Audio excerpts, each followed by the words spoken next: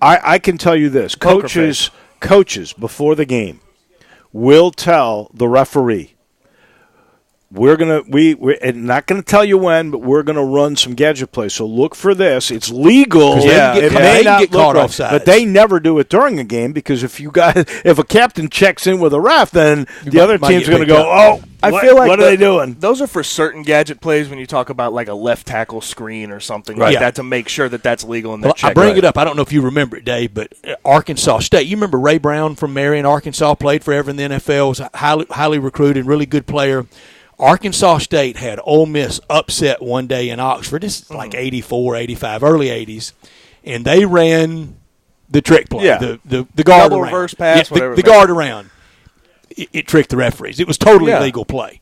But the referees, that just doesn't look right, and they threw a flag, and there was no recalcitrance. There was no going back. Yeah, and that will happen depending on what the trickeration is. Now, there's certain plays, like when you have a double pass or a reverse pass, you have to make sure that those linemen aren't downfield. That should never be you can't go up to the ref and say, hey, if they're downfield, no, it's not legal. You can't have them downfield, and I think that was the issue with the play we ran.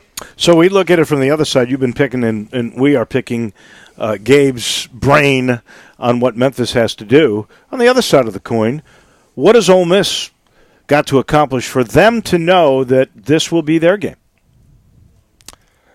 I think establishing the run is the biggest thing for them on offense because I don't know I haven't seen Matt Corral really be a pocket passer or be able to spread the ball around to a big extent. I think he'll be improved this year. That being said, but they have to assert their dominance up front on the defensive side of the ball. They have to show that O-line that they have experience that O-line does not have. And that will be a big difference if they can do that. And that O-line is undermanned by weight. We know that. But they're big. And you got a lot of new pieces. Yes. There is no – Memphis has to be able to establish a little bit of a run too, I think. And that's where you were talking about Patrick Taylor. But Kenny Gainwell, I think, is going to be the X factor in this game. Real quick, 11 o'clock kickoffs. What's the Friday night? What's Friday night? What's it like? Early to bed, early rise? Yeah, early to bed, early rise, but you got to prefer that. You got to prefer that. I love 11 o'clock kickoffs too. Oh, my gosh, yeah. And if you look at Memphis's history – yeah, they're perfect. They've done very, very well with 11 a.m. kickoffs, especially against Power 5 opponents. Well, I've heard plenty of players talking honestly about the fact that they like it. You get up and you're in routine mode, play ball. You don't have to sit around, get nervous in a hotel room, nothing like that. You know, I was always told you wake up, you kick some ass, you're drinking a beer on your couch by 3:30. There you go. Love you, Gabe. Thank you, my friend. Thank you. Thank you, Gabe. This portion of the show brought to you by some old friends, Schrader Orthopedic and Stem Cell Treatment Center. Many of you, we were just talking a little earlier about CBD oil. There are always advances that are being made, and the stem cell treatment centers, my goodness, the way that Dr. Schrader does it, using your own stem cells, that's the new way to do it. It is the best way to do it because it's your stem cells that will work. This is a procedure that is painless. It only takes a couple of hours. They treat you like your family there. And for those of you who've had just so much pain, whether it's knees or back, there's so many different success stories. This is something that is worth trying. If you want to get back to tennis or golf or even gardening, hunting, fishing, well, Dr. Schrader is so good at really making this work for you. And your own body. These things, after he's taken your stem cells out, he concentrates them to the purest form, then injects it right back in. Again, this thing takes 2 or 3 hours. If you want to know more, call 465-4300. That's 901-465-4300. See what new medicine is like, cutting edge, and we've got it right here from the guy that brought it to Memphis. That's Dr. Schrader at the Schrader Orthopedic and Stem Cell Treatment Center. Back in just a minute. This is Sports Time with Wolo and Stats live from the Spirits Shoppe. Sports 56 now has 2 FM homes. You can now find real sports talk on 96.1 as well as 87.7 on your FM dial. Are you looking for a high-quality, family-oriented country club experience? Then look no further than Windike Country Club. As a member, you have access to the men's and ladies and junior golf programs, the best par 3 in the Southeast, and 2 18-hole golf courses that you're going to absolutely love. Windike is also a great place for weddings and wedding receptions. Keep it in mind. For more details on how to become a member, call them today at 754-1888 or email membership@windike.com. It's all about the fun, isn't it? Oh my gosh, absolutely. Tuesdays are the worst. Dude, your golf arm. They're all that stands between you and the downhill part of the week. But now they're a lot less worse, because Wing Tuesdays at B-Dubs are buy one, get one free traditional wings. So Monday, you may kick off the week. Wednesday, you may have a cool nickname. Thursday, you might be the almost weekend. But watch your back, because Tuesdays just officially became Wing Tuesdays. Buffalo Wild Wings. Roar! Buy one traditional wings order and get one of equal value free. Participation and promotional details vary by location. Check in with your favorite Buffalo Wild Wings to learn more about this offer. Gun enthusiasts in the Mid-South know all about guns and ammo at 3615 Summer and 577 Goodman Road, Suite 4 at the corner of Goodman and Elmore in South Haven, because they carry the largest selection of both guns and ammo in the area. They are authorized dealers of Colt, Benelli, CZ, Smith & Wesson, Glock, Ruger, Sig Sauer, Bergara, and a lot more. If you or someone you know is looking for something for self-defense, competition, hunting, or just something that goes boom, then get to Guns and Ammo, 3615 Summer in Memphis and 577 Goodman Road, Suite 4 at the corner of Goodman and Elmore in South Haven. Now, back to Sports Time with Wolo Stats. This hour of Sports Time is brought to you by Lexus of Memphis. Here once again are Dave Lotion and Brett Norsworthy. Hot.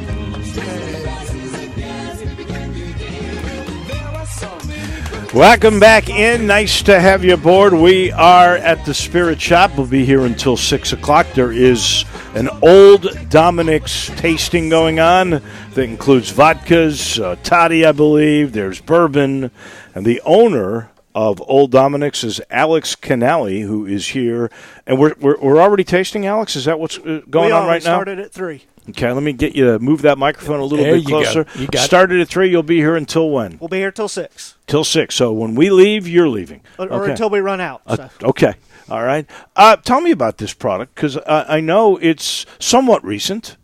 We sort of roll with we're the new old Southern tradition. So it's a family company that started in 1866. And the whiskey line went dormant until about 2014. And we decided to bring it back, so we launched in 2017, and we are proud to be back on the streets of Memphis. So was it originally Old Dominic's when you started? I know you're a member, obviously, of the Canali family. It is. And that was Canali Distributing, was it not? It was D. Canali, yes. D. Canali, named after Dominic himself, which is my great-great-grandfather. Thus Old Dominic. Correct. So the D was Dominic. Okay, now we know the rest of the story. And give us a little background on some of these recipes. I know you're tasting something that is an old family recipe that merges a bunch of different things. So that is our Memphis Toddy. That is our heritage product. That is a product that Dominic created back in the late 1880s. That is a unique adventure that we've been on, because we actually had a bottle of that was still corked, so about 140, 150-year-old bottle of booze. Wow. It was still good? Well, he was nice enough to leave us a bottle, but he didn't leave us a recipe. And no, so we decided to open it and figure out what was in it. So we worked for about 2.5 years to recreate what was in that bottle, and I think where we are today, we're proud of it. So that and we're tasting that today? Yes, sir. What a Memphis story! Wow. That is something else. What got you back into this line of business? Finding that bottle. That was it. That was the inspiration. Huh. That was it. And what about the bourbon? I know you're working on a new bourbon too. We've got a couple bourbons that we're working on currently on the market. We have our Huling Station bourbon, which is Dominic's first bottling warehouse downtown. It was called Huling Station. So that's an ode to him. And then we've got 3 other whiskeys, Tennessee whiskey, a high rye bourbon, and a wheated whiskey that are resting downtown till about 2021 minimum of 4 years to get those guys ready. So oh, wow. What about tours? We do tours every Thursday through Sunday. Please follow us on our webpage at olddominic.com to see when we're hosting events and alternate tour hours and tour times. And you also have some vodkas, of which I am partial to. I love that white stuff. And what will tell us about these? So we've got our Memphis vodka, which is a corn-based vodka. Very, very smooth palate on it. And then we also have something unique we did. We created a Honey Bell vodka. A Honey Bell is a cross between a Tangelo and a grapefruit. What we did with that is we wanted true representation of the fruit. So we add 0 sugar to that recipe like you see in most flavored vodkas. So true, just off-the-vine fruit in there. It's outstanding, especially for this time of year. Do you get a lot of people coming for those tours down there? Oh, we do. We do. That's a neat thing. And that is, there's a restaurant in your distillery, is there not? Or next door? Yeah, it is in the facility. Yes, sir. Yeah, okay. Is that the Grey Canary? That is the Grey Canary. Yeah. It's really cool. I've been in that restaurant looking in, and just the whole layout is just gorgeous looking. It is. We're very, very proud of what we've rebrought to downtown, of taking an old building like that and putting something new back down. And hosting a lot of parties? For sure. When you have booze in a building, you make a lot of friends real quick. And you've been kind enough to bring us an Old Dominic tailgate table. Correct. That is how did that come about? That is a cool thing. Those are fun meetings in the sales room down there, coming up with fun stuff to take out for events like this. Neat. Well, we thank you for your kindness. We got people who are coming in not only to taste but also to register to win that table or tickets for the Memphis Ole Miss game. 50-yard line tickets, by the way, on Saturday. We appreciate it, and I hope you got some left so we can try when we're done. Thanks for having me, guys. Thank you. That is Alex Canale from Old Dominic's, and they are really doing some cool things. That is downtown on Front Street. And if you've been to the Grey Canary, another one of Andrew Michael's restaurants, we know that you have certainly seen and wondered what's going on in there, and it is really, really cool. That is for sure. You ready to pick South Carolina? I sure am. Let's try to get Drew, those you got your in. South Carolina grid in front of you? Oh, I'm ready. Okay. All right. Who wants to go first? I'll go with first. South Carolina in Charlotte opens up with North Carolina. I think the Gamecocks are winners Over there. Mac Brown? Over Mac Brown. I'm with you. In his debut. Charleston Southern is next on the docket the very next week in Columbia. That's a win. Then Alabama comes to town, and they'll suffer their first defeat. They won the last time Alabama came to town. That was in 2010, though. I don't think that will repeat. History will not repeat there. I think Missouri's going to get them. They'll win at home against Kentucky. They'll lose to Georgia in Athens. They're going to beat Florida. That'll be an upset. Then they'll lose to Tennessee on the road in Knoxville. They'll beat Vandy and Appalachian State, lose at College Station to A&M, and end up losing to Clemson in that border war. And that will be 6-6 and 3-5 in the league for the Gamecocks. Hadn't been much of an in-state battle, and imagine taking over like Will Muschamp did at South Carolina after Steve Spurrier and during the middle of the Dabo Swinney domination years. I'm with you on the first four or five games. Win over North Carolina, win over Charleston Southern, and then 2 straight losses to Alabama and to Mizzou. They defeat Kentucky at home, then lose in Athens to Georgia, lose at home to Florida. We differ there. I have them winning in Knoxville against South Carolina, winning in Knoxville against Tennessee, winning against Vandy, winning against App State, losing at College Station, and losing in the state championship game Thanksgiving weekend to Clemson. Identical records, 6-6, 3-5. I'm 2-6, 6 up, 6 down, 2-6 in the league. Drew? I'm 6-6, 3-5 in the league. Win to get North Carolina, win at Charleston Southern, lose at Alabama, lose Missouri, beat Kentucky, lose to Georgia, lose to Florida, beat Tennessee, beat Vandy, beat App State, and then lose the last 2 to A&M and Clemson. We're exact, Drew. Then we are exact. We're all exact the same record. You've got them 3-5 in the league. If you've got them beating Missouri, Kentucky, and Tennessee, that's 3 wins. I've got them 3-5 in the league. Yeah. 6-6. We all have identical records. The only difference is I've got them beating Florida, losing to Tennessee. You've got the opposite way. I think both you and Drew have the opposite way with a win at Tennessee, but a loss at home to Florida. And remember, when we last saw them, Virginia put it on South Carolina in the bowl game. They did. I'm not as big a believer in barometers from bowl games as you are. I didn't say it was a barometer. I just said when we last saw them, they got whipped. That is true. That is absolutely true. A little bit later in this program, we will also pick, what is it? Georgia and Florida. Georgia and Florida, thank you. About 4:45. And that is an hour in the books. Please come register. We've got tickets to Memphis Ole Miss 50-yard line tickets.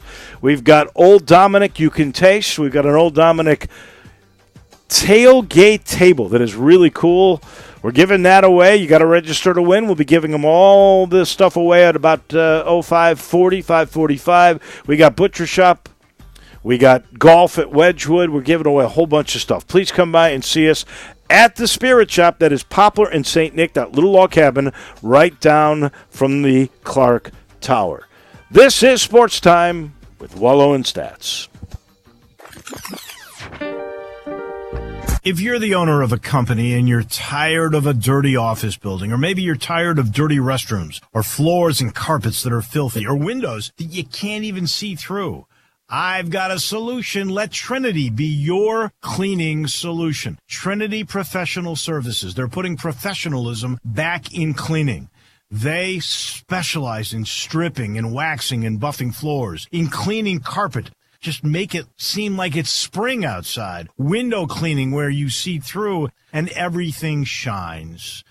Commercial janitorial services specializing in final construction cleaning. Hey, the people that own this company, they are big construction people. They know what needs to be done. So if you would like it done the right way, call Todd Pope or Tommy Ferrari, the former Tiger quarterback, at 833-6773. 833-6773. It's Trinity. They're your cleaning solution. Kay, I understand you suffered from symptoms of Parkinson's. Can you tell me how the Schrader Orthopedic Group with the stem cells helped you? Stem cell had been something I had been researching for quite some time for Parkinson's, and I knew stem cell was something that was to be investigated, but when I heard about the Schrader Clinic and that they use your own stem cell, I knew that's what I wanted to do. I came up for my consultation and I said, I'm ready to go.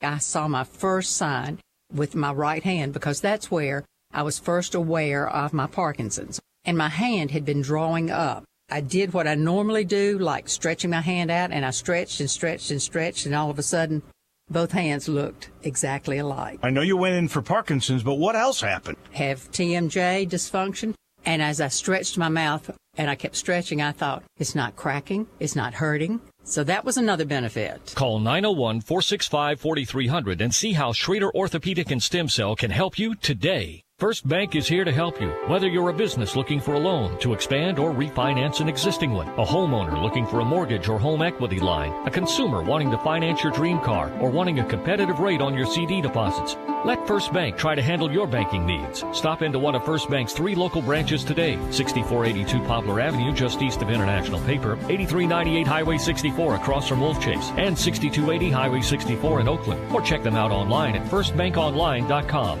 Member FDIC, Equal Housing Lender. Want to know how to start a great Labor Day weekend? Join me and Greg for Sports 56 Middays this Friday beginning at 10 for some free lunch from Baby Jack's Barbecue and enter to win some tickets to the Ole Miss versus University of Memphis game, and check out the great sales going on now through Labor Day at Homer Skelton Chrysler Dodge Jeep Ram in Millington. Up to $7,500 off the 2018 Jeep Wrangler, or up to $11,000 off 2018 Ram heavy duty trucks. And they also have the all-new Ram 1500 Motor Trend 2019 Truck of the Year at Homer Skelton Chrysler Dodge Jeep Ram in Millington. They're normal guys in the car business, changing lives 4 tires at a time.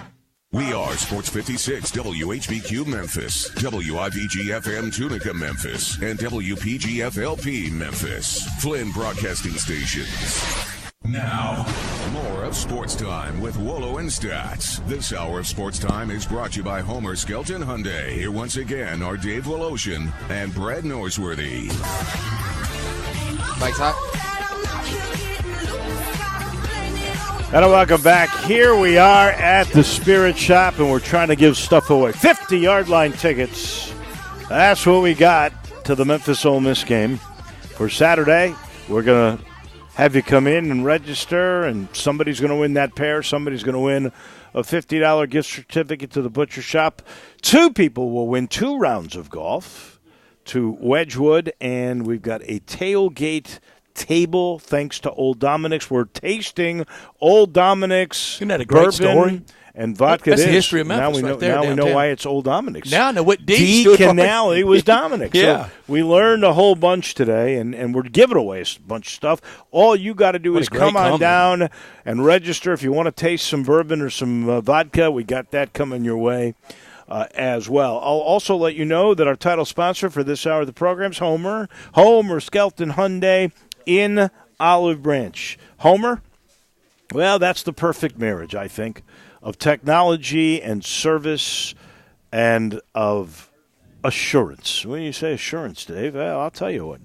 I don't know that every company can do this, but they give you a 10-year, 100,000-mile limited powertrain warranty on every new automobile on the lot at Craft Road and Highway 78 in Mississippi. That's the first exit in Mississippi. It's Lamar, really. All you do is go down there, you drive 10, 12 minutes, make a left, and you'll see a whole new world. Ask about the shopper assurance as well. But you can't beat the technology, not in these Hyundais and not in the Genesis cars. And by the way, not every Hyundai dealership is allowed to sell Genesis, but they do at Homer. In fact, they're getting more product in. They really want to make Homer a big Genesis car dealership. They're going to have separate entrances. It's going to be a big deal in a couple of years. Go see now what I'm talking about. Check on the G70. That's Homer Skelton Hyundai in Olive Branch. We head to Jacksonville. Our friend Brent Beard. He was at the game Saturday night. I know he was, and I think they were all nervous that he was watching them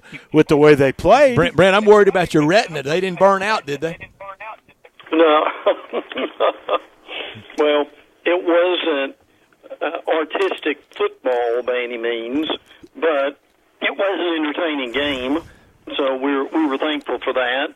And particularly if we don't have any issues from this storm that's coming, and that will be at the FSU Boise State game on Saturday night. But it was a nice atmosphere, a very intense game, very entertaining game with a lot of mistakes. So, but Florida is 1-0, and for them right now, that's all that matters. Do you see hope for Miami based on the closeness of the game, or do you just go yes. new coach? Yes. You know. No, I see a lot of hope for Miami. I was impressed more than I thought I'd be with Jaron Williams. DJ Dallas looked good. Jeff Thomas made a few plays.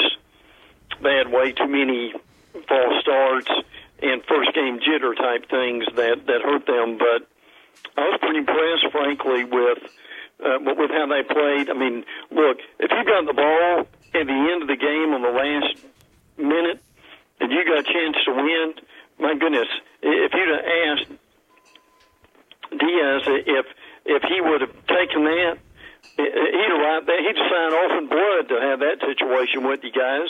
I was impressed with Manny Diaz. Oh yeah, so it's I think they've got some hope. And look, they'll win, guys. They'll win 8 or 9 games simply because after Florida, their schedule is much better. They don't have Syracuse, don't have Florida State, so that's going to help them down the line. Can they win that division of the ACC? Maybe if Virginia doesn't win it, that's a real possibility that they could. I mean, look, are they going to be Clemson? No, but but again, first year coaches just have communication issues and all sorts of issues, and that could get them before it's over. But look, their defense is going to keep them in every game. Quarterman and Pinckney, those linebackers were very good. I mean, look, they're as good as anybody in the SEC, frankly, as far as linebackers on that front 7. Florida didn't take advantage of the secondary like they should have. But all in all, if you're a Canes fan listening to this today in Memphis, you've got hope. I can tell you that. So that's the good news for Miami. And you're right. You got an excuse. First game, first year as the head coach there. But what about Dan Mullen in Florida? That did not look pretty, and I've got Florida. We're about to make predictions on Florida, so I'm not going to tell you the whole number, but I got them with a lot of wins. And now I start to wonder because I did these picks with them a little bit before. I did too, Dave. But before that game, and I'm wondering about it. What did we learn about the Gators? Well, a win's a win, and frankly, if Miami wins 8 or 9 games in November, that August win will look much better. Sure will. Than it does now. You've got, like Miami, Florida's defense will keep them in every game. You still got a questionable quarterback who is not an upper echelon SEC quarterback. Now, could he be by November? Maybe. But at this point, I thought he was going to be. I really did. Well, I did too, and I think Dan Mullen still thinks he will. But I can tell you they would be really smart. I don't mean replace him with Emory Jones, but they would be very smart with either Emory Jones or Kyle Trask if they let those kids play a little bit in every game in case something went haywire. Now, look, they've got really tremendous receivers. Kadarius Toney is a big-time player. Van Jefferson is too, as Brett knows. Grimes is too. But they've got to get the ball to them. That's your key to that. So, and they've got a good kicking game. The Townsend kid, the punter, may have been the MVP. So, if you look at them overall, I mean, the important thing for them is going to be if they can get by Kentucky and Tennessee, they need to split that Auburn LSU back-to-back thing and come into Jacksonville against Georgia. Georgia will likely be undefeated. Florida would have one loss, and that will be one heck of a game. It would be. Now, I saw the same thing y'all saw Saturday, and it at times looked bad for Felipe Franks. He ended up with 254 yards passing and 2 touchdowns. Mm-hmm. And I think if that's kind of the low mark, if that's the benchmark, Dan Mullen will get him better. He can really coach that position. I don't have any doubt about that. I mean, Mullen said that he has really improved in the offseason. We didn't necessarily see it then. Now, what we've also got to remember, Florida's replacing 4 or 5 offensive linemen, and that has something to do with it too. But the problem is there's still times where Felipe just doesn't make good decisions. He's got wide open receivers, and he doesn't either see them or he can't hit them at that point. And that 60-something yard pass he made to Hammond was a thing of beauty, frankly. And the other thing is, in his first interception, the ball was tipped when he had a wide open receiver, and the receivers were too close together. The second interception was inexcusable. They had no business even throwing the ball at that point. And he's got to help him a little bit with his legs. And that's the point we'll take in Brett. He will get better as the season goes along. The offensive line will get better. And they could be really red hot and rolling by the time you get to October, November. What was the Dan Mullen take after this game? Did he try to paint a sort of a rosy picture? Was he pretty bummed, rosy. Was he bummed out? What was the Mullen reaction? I think he was somewhere in between. He wasn't pie in the sky. We're going to win everything, but he also knew they made their share of mistakes. But they won the game, and they did play well at times when they particularly needed to do it, especially on defense and special teams. Listen, I'll be honest with you. I was maybe even more impressed, or at least as impressed, with Manny Diaz. I didn't know what we'd get from him, but he did a really good job in the presser. I knew what he was very honest. I knew we would get. He was transparent. Said he was disappointed, but they learned a lot. They weren't ready to win that game, and there's a lot they've got to clean up, like the false starts and things like that. But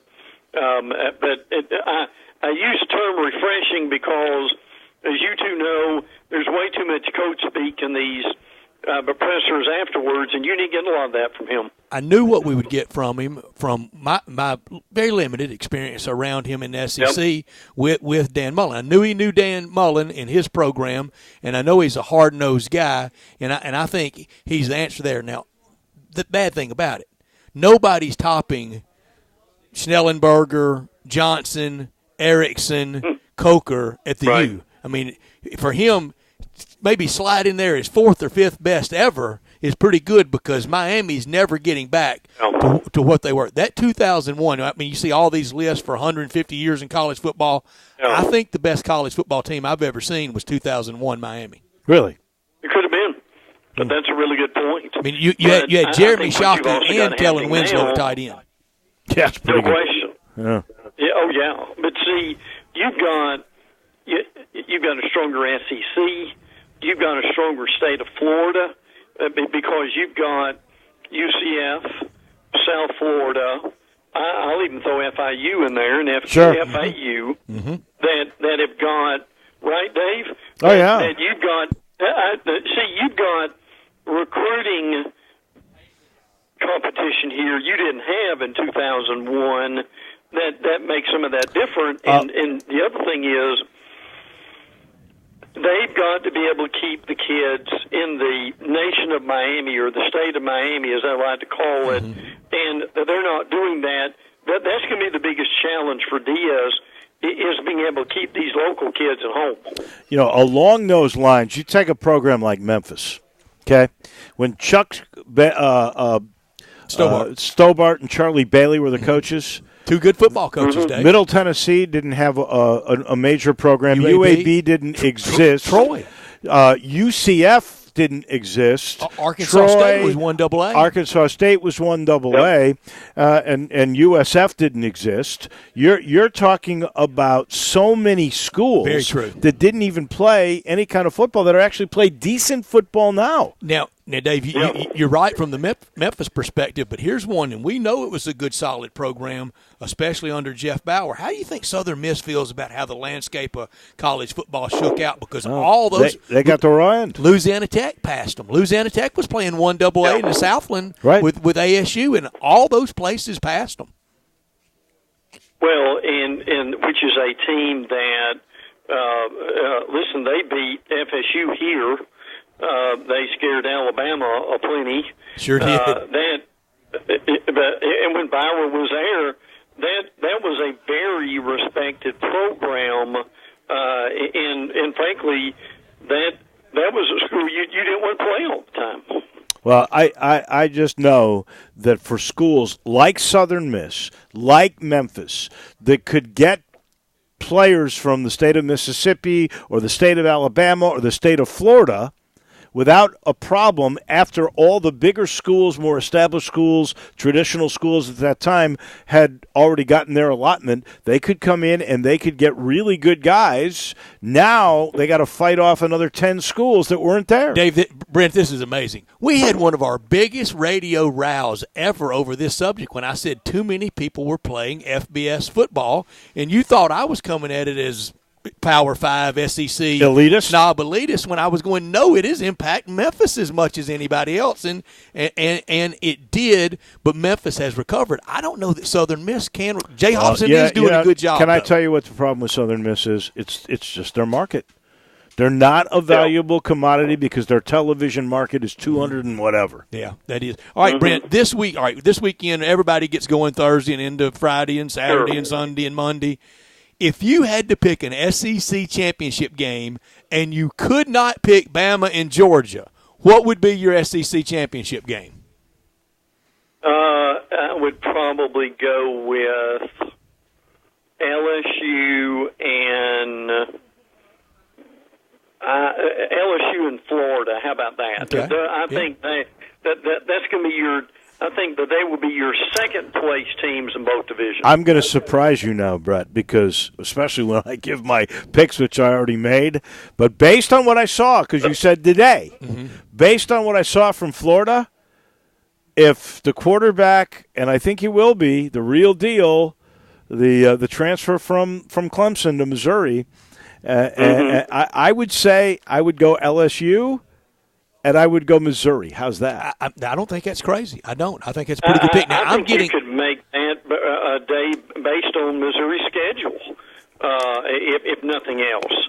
And it's like the three of us said that the other day, can Missouri, if they can win a lot of those 50-50 games that we talk about a lot, and look, when they come in, when they play Georgia in November, Missouri may be undefeated. Sure could be. I've got them winning 9 games. The big key will be at home. What will they do with West Virginia? If they rough them up, man, I'm going to be a believer. I'm so with you, Dave. I didn't look at yours, but I'm around 9 as well. All right, Brent, this weekend for David Cutcliffe, the line's big. Bama's heavily favored, but David Cutcliffe is one of those coaches that I think the rest of the coaching industry really, really holds on in a high regard.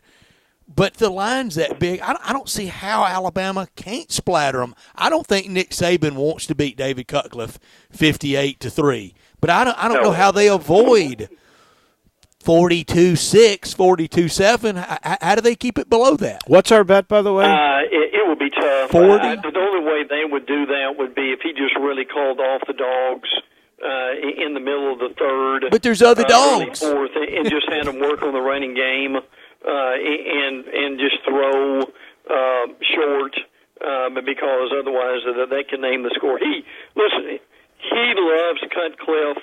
He appreciates, and who doesn't? Who doesn't? He appreciates what Right. Cut has done. He thinks he does it the right way, and I agree with that.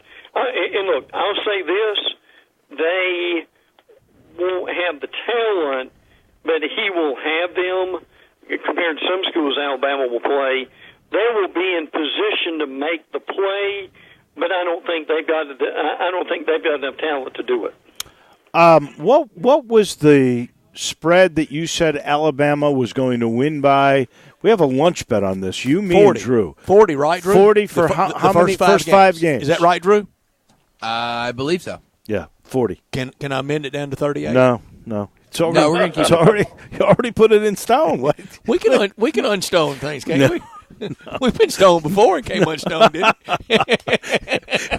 You better start big time negotiating right now. Hey, all right, Brent. You got a favorite game? Or you're going to be at the FSU Boise game? And that is a humongous game for Willie Taggart. Listen, they play Boise.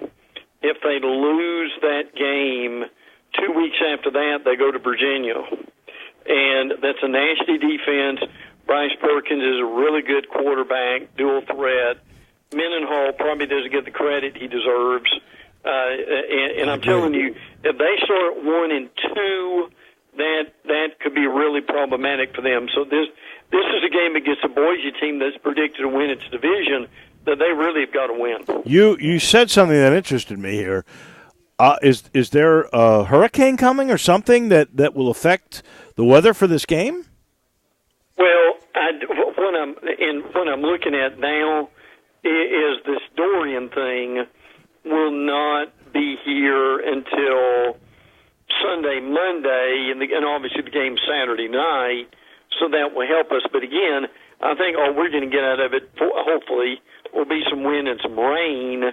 But hopefully it will be torn up in the mountains of where it is now before it gets to the poor Miami Puerto Rico area and goes up from there. Yeah, poor Puerto Rico about can't take much more. Yeah, listen, we've had enough of these things, I can tell you that, particularly on the Panhandle, but we won't really have a handle on this until later on. But I tell you what, guys, there are, beyond Auburn and Oregon, there's some nice games this weekend that you could make an argument that Toledo could get a scare in Kentucky. Very much.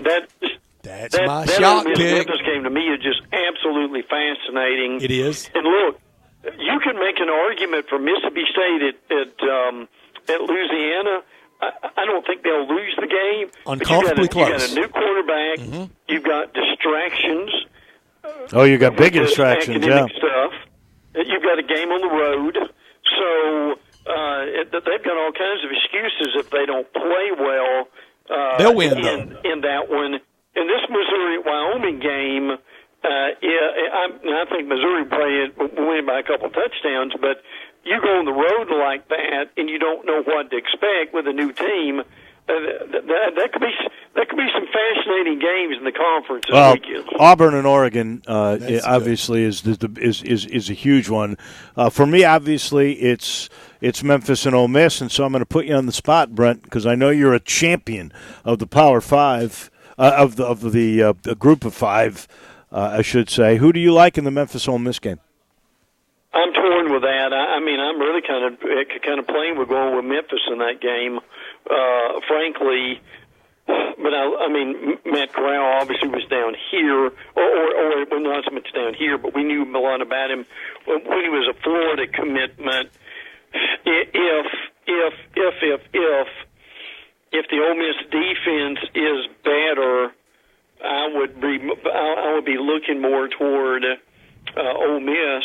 Listen, I heard, and I've got mixed emotions about this, but I heard a national broadcast talking today about could this be Norvell's in this game an audition for the Ole Miss job sometime in the next few months or years. And without getting into that very much, well, every big win Memphis has, Mike Norvell is going to be listed as a guy on the way up. No doubt about it. But look, I mean, I may be wrong. It could be 17-14, but I think this thing could be 42-40 and just a lot of fun. I think it's going to be a lot of fun. As always, Brent, we truly appreciate it. I hope you stay dry this weekend. Enjoy your second football game. We're waiting for our first, and we can't wait, and we appreciate you being on. Wish I was there. Always glad to talk to you guys. Take care. Thank you. Brent Beard talking college football with us. Look, all summer I've enjoyed shaving with Harry's. I felt that fresh summer breeze all summer against my face after a smooth shave with my Harry's razor. All summer when I've traveled, I've packed my Harry's shaving kit wherever I've gone, and I would suggest you do the same heading into football season. Get that 5-blade razor, weighted handle, shave gel, and travel cover, all for just $3 plus free shipping. Just use stats at harrys.com. Harry's believes you shouldn't have to trade great quality for a low price. You deserve both, and you'll get both with Harry's. Harry's makes quality, durable blades at a fair price, just $2 per replacement cartridge, half the price of the leading competitor, and a 100% quality guarantee from Harry's. If you don't love your shave, let them know, and they'll give you a full refund. Harry's cares about giving back, too. 1% of all sales are donated to charitable organizations. This summer, Harry's has a special offer for listeners of our show. New customers get $5 off a trial set from Harry's with code STATS at harrys.com. That means you get a razor, weighted handle, foaming shave gel, and travel cover, all for just $3 plus free shipping when you use code STATS at harrys.com. And when you run out, remember, Harry's replacement cartridges are just $2 each. And if you prefer to shop in a store, Harry's razors are also available now at Walmart and Target. When you shave, you should shave with Harry's. We switch gears from college to pro. In just a minute, Jeff Moore on the National Football League. We are live here at the Spirits Shoppe, and again, we want you to come in. I want you to see this place, and I want you to win. We've got 5 things we're giving away, from a tailgate table from Old Dominic's to 2 50-yard line tickets for the Memphis Ole Miss game. We've got a $50 Butcher Shop gift certificate, 2 rounds of golf. Twice we'll give those away to Wedgwood. All you got to do is come and register as you listen to Sports Time with Wolo and Stats.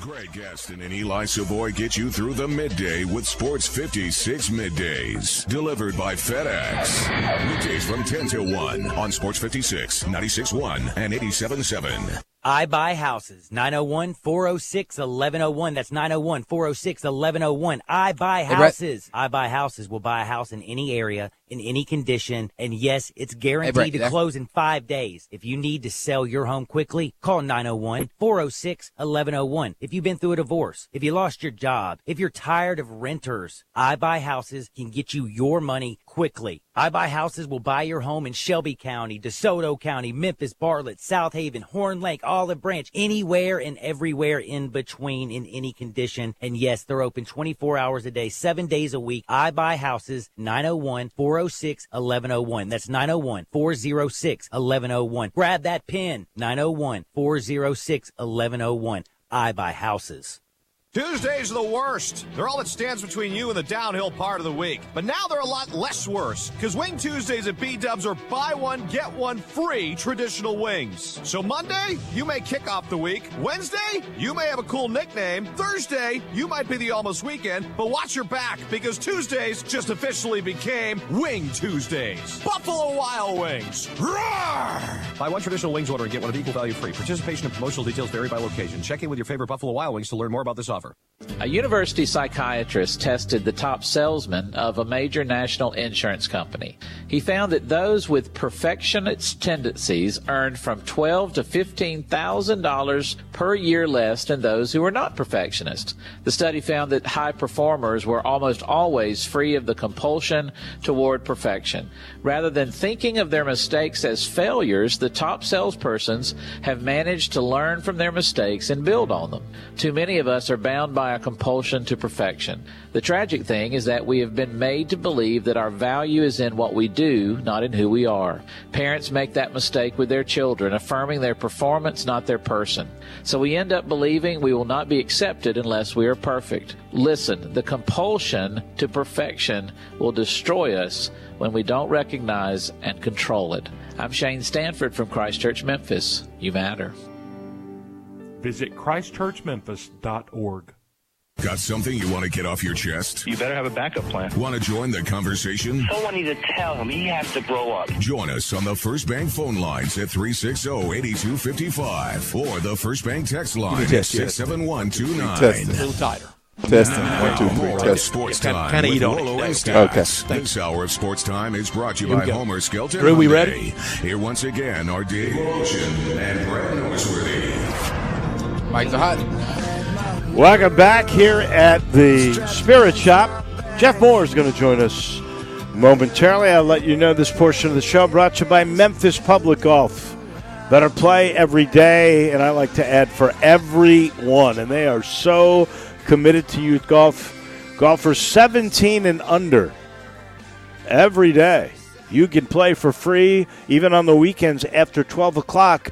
Come on out. You got to walk, but it's free. All you have to be is 17 and under. They want to grow the game. And every Monday and Tuesday and Wednesday from 3:30 to 6:30 at Whitehaven, free lessons for youth, by the way. They do the same thing at Pine Hill on Thursdays. It's really trying to grow the game. And if you've passed by Audubon, Fox Meadows, Galloway, I haven't seen Pine Hill lately, but I hear that's spectacular. Those other three, I've seen them. They're in as good a condition as I've seen any golf courses in Memphis. Go check it out. Tell them we sent you. I promise you won't be unhappy. Memphis Public Golf, proud sponsors of Wolo and Stats. And again, we're giving away all kinds of things. All you got to do is come register. It's very easy to get here. It's Poplar and St. Nick, right down basically from Clark Tower. You'll see it. It's the little log cabin full of great spirits, and we are giving away tickets to the U of M Ole Miss game, 50-yard line tickets, a bunch of golf from Wedgwood, Butcher Shop, and we even have this really cool Old Dominic's.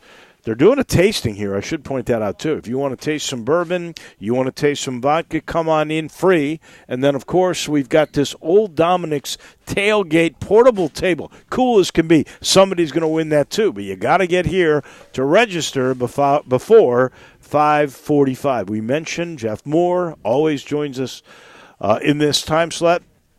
We talk NFL and the former Ram and, of course, Tennessee Volunteer here to chat about the NFL. We are all a little bit surprised. A couple of days ago, the news came out Andrew Luck was going to retire at the age of 29, a guy who'd won Comeback Player of the Year a year ago, just said he could not get out of the cycle of rehabbing and pain and not really recovering. And I guess he had enough. Did it take you, Jeff, by surprise? Yeah, it was a big surprise and disappointment because Andrew Luck is one of my favorite quarterbacks. I just love the way he plays the position. He plays it like a linebacker that's happened to be a quarterback. He's very physical, great arm, great thought process, and just a great talent. And, of course, the times that he's been healthy, he's always been all-pro. I mean, he's just a phenomenal player. But I certainly could relate to his feelings about being all in, being the kind of player that he's accustomed to being. And certainly he didn't want to get out there and be hurt and that run the potential of getting hurt again. And then just being around the team and not being all in. You know, for a guy like Andrew Luck, I certainly can understand where he was coming from. I also thought it was a heck of a deal that the Colts said, okay, you don't have to repay the guarantee. We're going to let you keep $24 million. Were you surprised at that? And do you think in your day that management would have honored a deal or been as receptive as they were to Andrew Luck? Oh, no, that's easy. Not a chance. The times have changed. You know, the dollars are much bigger now, and certainly that was valiant of them to agree to pay him the guarantee. But, you know, he could have faked it. I mean, he could have gone through the motions and gotten paid if that's – they just know he wasn't about the money. I'm sure there was a little bit of a deposit on a wish that if he ever decides he wants to come back, he certainly will remember their generosity. You're in the real estate business. A little earnest money. Earnest money. And it's not uncommon for players, especially ones who retire early, to decide later on after they start to feel better physically, emotionally, and what have you. Because he's going to miss the locker room. He's going to miss the preparation and the camaraderie. And at some point, he's got to make the decision as to whether he wants to keep that in the past or not. Fortunately for him, you know, he's a Stanford graduate. He's banked a lot of money in his career, so there are certainly other options for him. But there's no replacement for being in that position to play on that level if he ever gets those juices going again. In that division, who does it help the most that may have been thinking, you know, if we could get Andrew Luck and the Colts out of our way, we could win this division, maybe host a playoff game. Who does it help? Well, you know, I think realistically it helps Houston because I thought Houston was the second best team. But the Titans have been unable to beat Andrew Luck. I mean, they're 0-12 or 0-13 against Andrew Luck. So, you know, in their minds, I'm thinking that they got to be pleased that they won't have to face him. But, you know, the Texans have lost Lamar Miller. That's a big loss for them in their running game. They hadn't done a great job of protecting their quarterback. And the running game is one of the quarterback's best friends outside of the offensive line. So they got some things they've got to shore up. But I would say Houston, for me, I think is the favorite in that division. I think my man Brett here was hoping you were going to say Jacksonville. That is his team. And I got to tell you, I don't know. I rarely take anything from preseason football games. Sure. But Jacksonville, I was looking at this. You know, there's only two teams, Indy and Jacksonville, that have not won an exhibition game. But Jacksonville, oh, my God, they have scored 17 points, that's all, in 3 games and given up 75. Do we take anything from that? Yeah, I've watched them in the preseason when their starters were out there. They just look they look like they've got a lot of work to do. I believe there's no question Nick Foles is a step up from what they had before at quarterback. But defensively, to my surprise, because I thought their defense was fantastic 2 years ago, those guys just don't look as hungry as they were. They don't.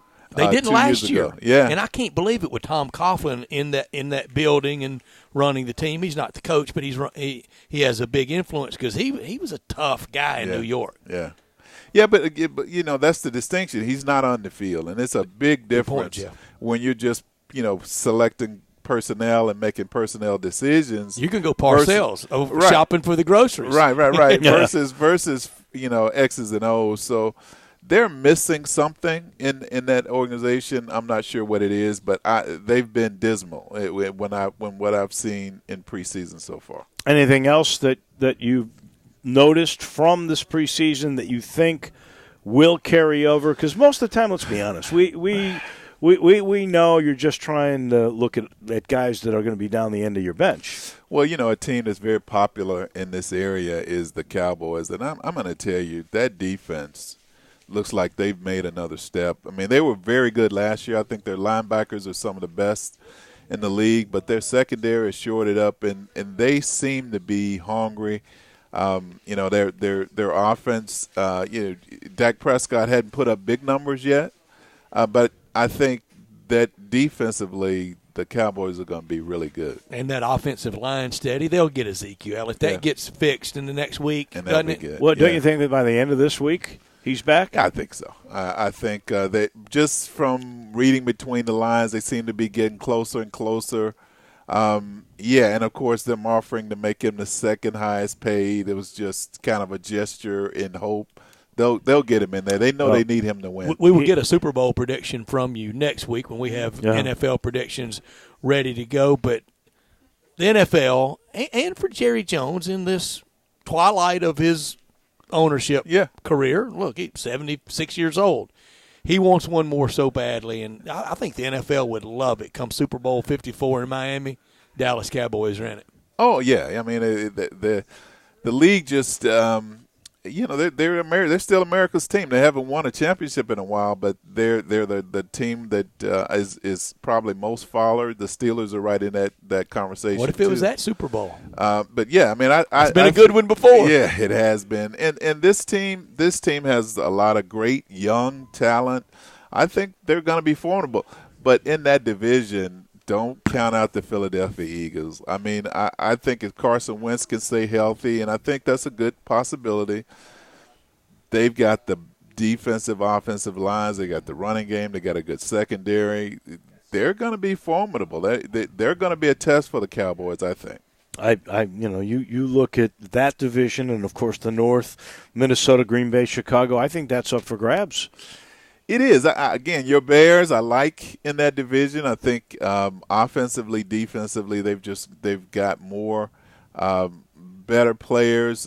They still have some growing to do with their quarterback, but I think the Packers, even though with Aaron Rodgers, they haven't added a lot of things, and that kind of takes me back to what is kind of a sad commentary with Andrew Luck.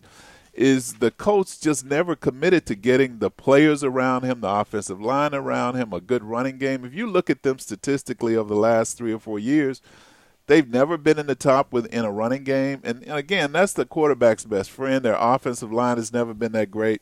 And the same with Aaron Rodgers. I mean, they just have not put the talent around him. He's been phenomenal to be able to put up the numbers he put up without much help. If we look every division, I think that there is a race now. Maybe with the Titans division and Houston Indies out of it. Not Jacksonville though could be a good team, but I look now at your favorite team. I think to watch is Kansas City. Sure. And there's Oakland, which was awful last year, but 2 years ago we thought was on the move, and they got Gruden, and that was awful. They haven't lost a game in the preseason, the big star of Hard Knocks. Do you think they're for real? Are we going to see anything from them? They're going to be competitive. I mean, because Derek Carr was really good 3 years ago. Yeah, they're going to be competitive because, to me, Antonio Brown is a game changer, and they have got some good young players on defense. But to me, in that division, San Diego is the team that I think is going to challenge Kansas City more so than the Raiders. The Raiders still need a few more good, experienced players, I think, to challenge. Yeah, the Chargers, and they were close last year. Yeah. When we're at the end of the shelf life probably for Phillip Rivers, it will be hard to believe when it's all done and he's giving that speech at Canton if Aaron Rodgers has one Super Bowl win.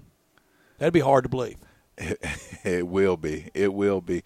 But, Phillip Rivers, to me, again, another guy that's one of my favorite quarterbacks because he got zero. Yeah, he's got no championships, but this guy is again, he's my kind of linebacker at the quarterback position.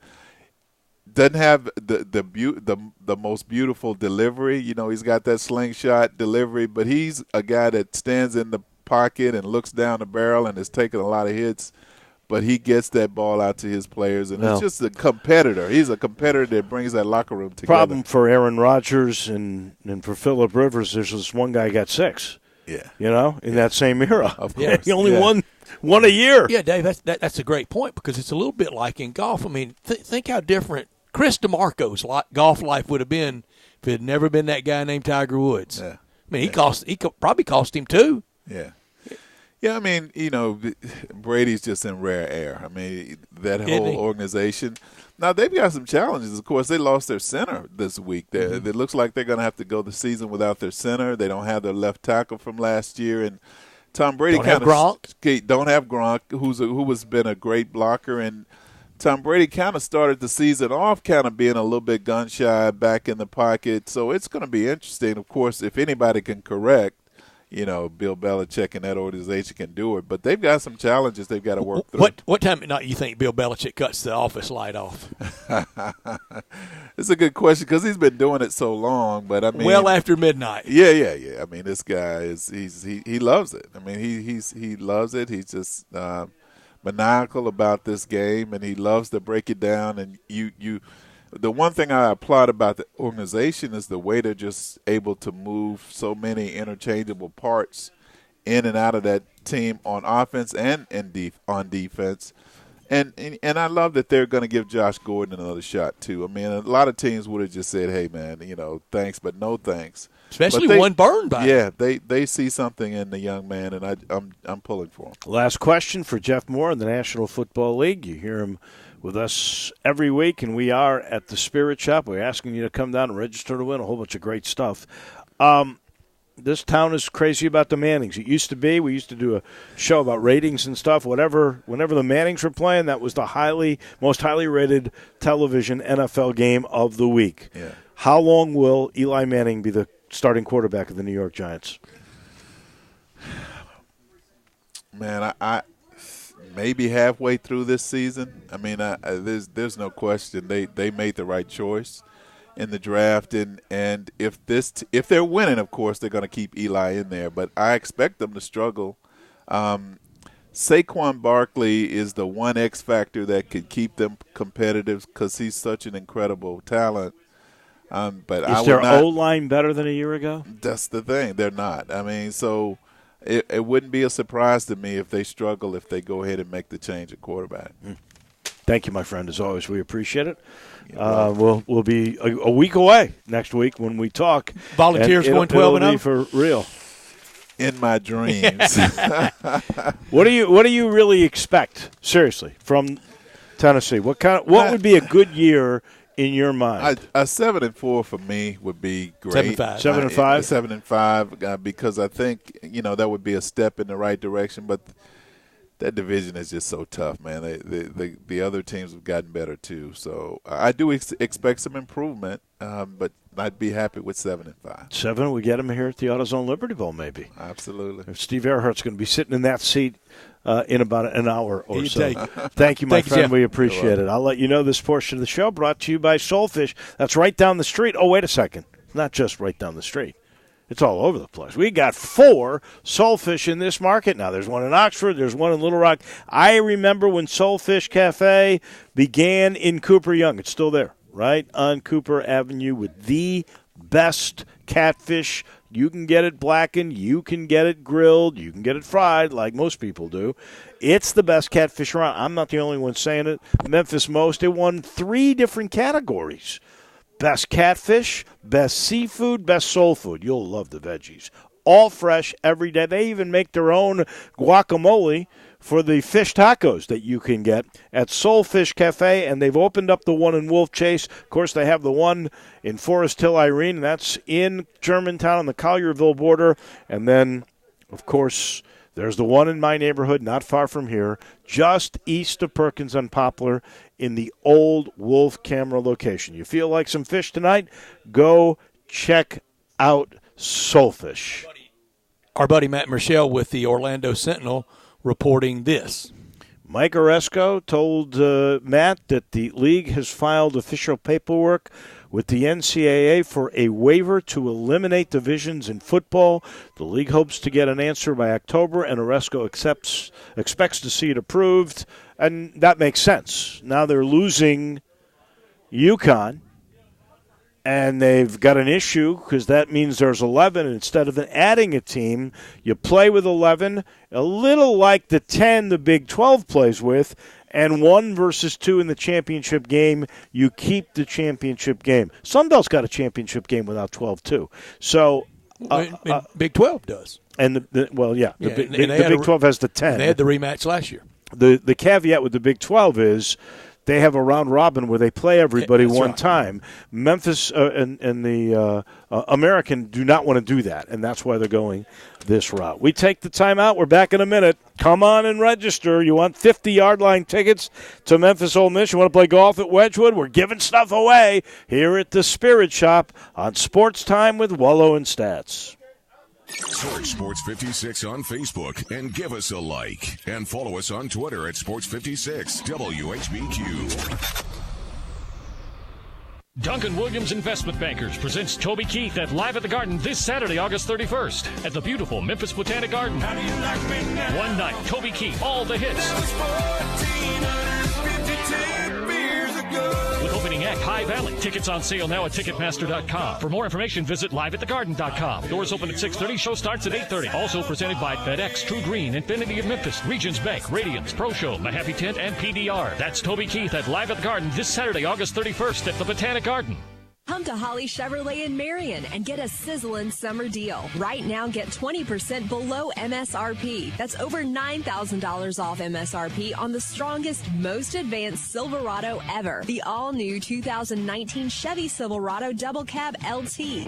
All 2018s must go. Get a 2018 Malibu for as low as $22,995. Stop by today and check out Holly's largest selection of new and pre-owned cars, trucks, and SUVs ready for you to enjoy. And at Holly Chevrolet, it's a no-pressure, no-hassle environment. As a matter of fact, there's no Badgers and never pay a dock fee. Find new roads at exit 14 off I-55 in Marion, just 15 minutes from downtown Memphis. HollyChevrolet.com. 2019 Chevy Silverado Double Cab LT. Stock number M3580. 2018 Chevy Malibu. Stock number 28155. All discounts, rebates, and incentives are included and applied. Plus qualified finance with GM Financial and $99 or newer GM product. Prices do not include tax, title, or registration. Take delivery by 8/31/19. See you for details. Today, business happens here, and virtually anywhere. Because today, innovative companies are reinventing the way business happens, and they need people who can keep up. With the expertise and technology to get packages to over 150 million delivery points. So, who can help you deliver the future of commerce? The United States Postal Service. See why we deliver more e-commerce packages to homes than anyone at USPS.com/future. John Burgess, we're still in the afterglow of a very successful golf tournament. Brett, I want to convey my sincere thanks to Daryl Smith and his staff at Jack Salmons and the board and CBS for putting on such a great golf tournament. Not only did we see great golf and saw Memphis and St. Jude painted in such a positive way, we got to show Memphis as the great foodie town that it is. From Andrew Michael to barbecue, and I especially want to express my appreciation for the cooperation shown by all the barbecue places at the pit. Even though we're competitors, we certainly work together to produce great barbecue. Especially I want to thank Walker Taylor with Germantown Commissary, Elizabeth Blondus with Central Barbecue, Ernie Meller with Hog Wild, and Pat Donahue and our staff at the Rendezvous. Dining out in Memphis is one of my great pleasures. Of course, we want everyone to come to the Rendezvous, but don't forget all the other great food establishments where all our friends and family work hard every day putting out great products and quality service. Food is one of those understated assets the world needs to know about Memphis. The Rendezvous since 1948 in the alley in downtown Memphis. Now, more of Sports Time with Wolo and Stats. This hour of Sports Time is brought to you by Homer Skelton Hyundai. Here once again are Dave Woloshin and Brad Norsworthy. Hot. Welcome back in, and again, we got a bunch of people here. They're trying the Old Dominic's bourbon and vodka. We got a tasting until 6. I think the supply is holding up. But come and check it out. You'll like it. Plus, register to win 50-yard line tickets to Memphis Ole Miss on Saturday.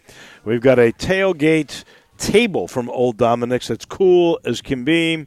We got 2 sets of tickets, or I should say certificates, to go play Wedgwood, and that's for 2 people each. So we're basically giving away 4 rounds of golf, and then we got a $50 gift certificate to the Butcher Shop. Might be good for Hamburger Friday or brunch on Sunday, whatever it may be. We're giving it all away, but you got to come in, take a look around this place. If you want free tasting of bourbon and vodka, and register to win. I think Florida is going to win. I do too, but I got a little shaken with the other night. You want to go first? Go ahead. I do. Yeah, I did, because I was sort of really plotted this thing out before that lousy game. But sometimes teams are not that good in Game 1. I got them beating Miami, and they did. I got them beating UT Martin next week in Gainesville. And they will. And then I got them beating Kentucky in Kentucky. And there may be some people that differ on that. But they lost last year to them. They did. And you pointed that out when we made that pick a little bit earlier. Then I got them beating Tennessee in Towson. And, I've got them beating Auburn in Gainesville. And that means they are now suddenly 6-0. But then they got to go to Baton Rouge. And that's where they'll suffer their first defeat. LSU will get them. Then they're going to go and lose back-to-back South Carolina. They got a week to regroup, but they got Georgia in the big cocktail party, and that's not too good either. They lose 3 in a row, and then they go on another streak. Vandy is the chicken soup. They beat them at home. They beat Missouri in Columbia. That's a huge game right there for them. And then they knock off Florida State in that great battle, and they end up 9-3 and 5-3 in league play. 3-game losing streak in the middle of the year. Yep. Okay. Drew, go ahead. All right, I've got them starting off with at 6-0, then losing at LSU, then beating South Carolina at South Carolina, losing to Georgia in the cocktail party, and winning the next 3 to finish 10-2, 6-2 in conference. Drew, I'm exactly the same as you. The 6-game winning streak to start the year that we all have, even with that shaky performance in victory last weekend against Miami, losing in that game in Baton Rouge to end the 6-game winning streak like we all have. I'm with you. Unlike Dave, winning at South Carolina, but with Dave, with you, losing in the cocktail party, because I have Georgia undefeated. We're getting ready to get to them next. That's going to be easy. And the 3-game winning streak that you have, Drew, at the end of the year, and that Dave has, 10 up, 2 down, 6 up, 2 down. That's good for second place. All right, and that takes us to Georgia. It's last easy, pick of the day. Well, I think I probably will differ from you guys. Not that I don't think they're going to win, but I do have them with a loss, and that loss will come late in the year. It will come in Auburn, where I visited it just a little bit ago. That could be a job saver for Gus. I think November the 16th, Auburn will get them at home. Otherwise, I've got them 11-1 and 7-1. Drew? I'm the exact same. Crazy things happen in the South's oldest rivalry, especially when it's played at Jordan-Hare. So 11-1, 7-1 in conference. And Kirby lost that game 2 years ago when it was the Auburn home game, and he's had that kind of at least one shaky regular season game every year since he's been there. Remember, Ole Miss really put it on Georgia in Oxford his first year in 2016. Then in 2017, he loses that game at Auburn. Last year, the game down at Baton Rouge. I don't have him losing any this year. 12-0, 8-0 in the league, and a big win over Notre Dame September 21st in Athens. We both agree with that. Probably the toughest ticket in Georgia football history to get for that game in Athens. Doesn't Notre Dame do that everywhere they go? They inspire that. And yeah. If you'll remember, when they went up there last year, the scene on Friday night of Georgia fans at Wrigley at the Cubs game that just took over Wrigley Field. And then the next day, very big crowd at South Bend. And people want to go there. And when Notre Dame travels, they're fans, and people want to see them when that gold helmet shows. It does. It is. I think with the Yankees, it's in the 2 or 3, 4 most identifiable sports brands in American sports history. Notre Dame football. Oh, yeah, I agree. No doubt. Yankee pinstripes, gold helmets. I respect of Notre Dame. I like it. You know what? And the movies help that. From the Newt Rockney story with Ronald Reagan to the walk-on. To the walk-on. I'm trying to think of Rudy. Yeah. I mean, which I think some of that got Hollywooded. Maybe, but So did Newt Rock, the All-American. So did Win one for the Yeah, Gipper. exactly. Not that I'm jumping the gun here. And then when he was president, we really thought Ronald Reagan was in that role. Oh, yeah. Jumping the gun a little bit, you must have a perfect then. East-West I do.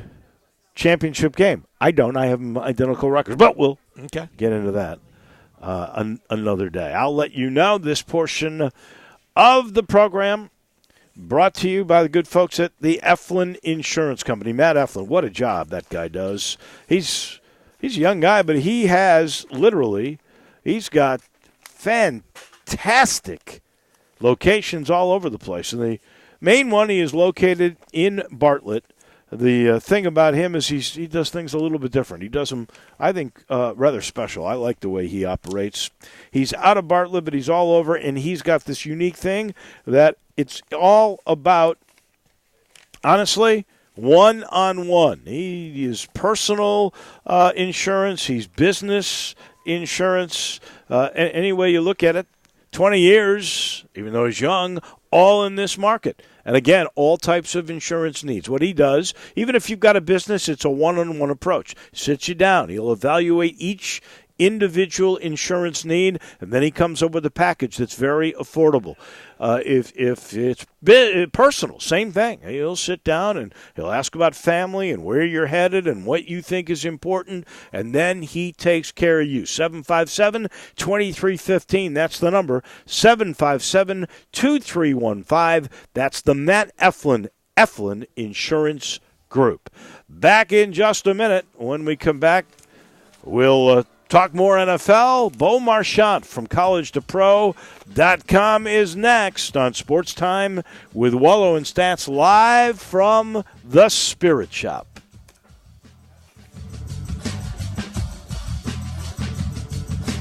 The Starlight Lounge presents An Evening with the Progressive Box. I took a bit of a risk singing that song, but of course the one place I never take chances is the road, where Progressive Snapshot rewards your safe driving. A good driver plus Snapshot equals big discounts. And speaking of math, 1 + 1 = 2, little too late.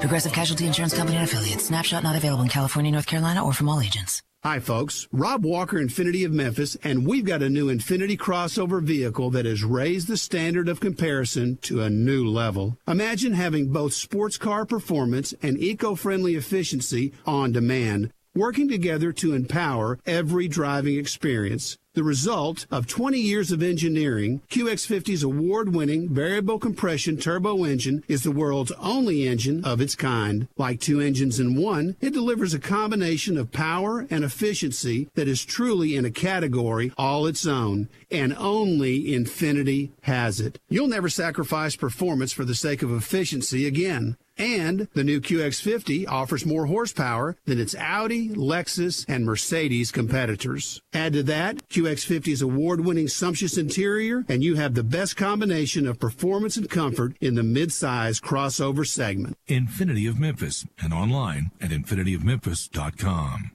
If you're an outdoorsman and love all things hunting and fishing, be sure to listen to Sports 56 Saturday mornings at 6 a.m. for Outdoors Today. Brought to you by the Gun Store, 6920 Winchester in Memphis. Outdoors Today is a one-hour show hosted by veteran Mark Tobin and a group of respected outdoor-loving guests. Outdoors Today is dedicated to bringing outdoorsmen tips and techniques and tactics to help with your hunting and fishing in all seasons. Saturday mornings at 6 on Real Sports Talk, Sports 56, 87.7 and 96.1 FM. We are Sports 56, WHBQ Memphis, WIVG-FM Tunica Memphis, and WPG-FLP Memphis. Flynn Broadcasting Stations.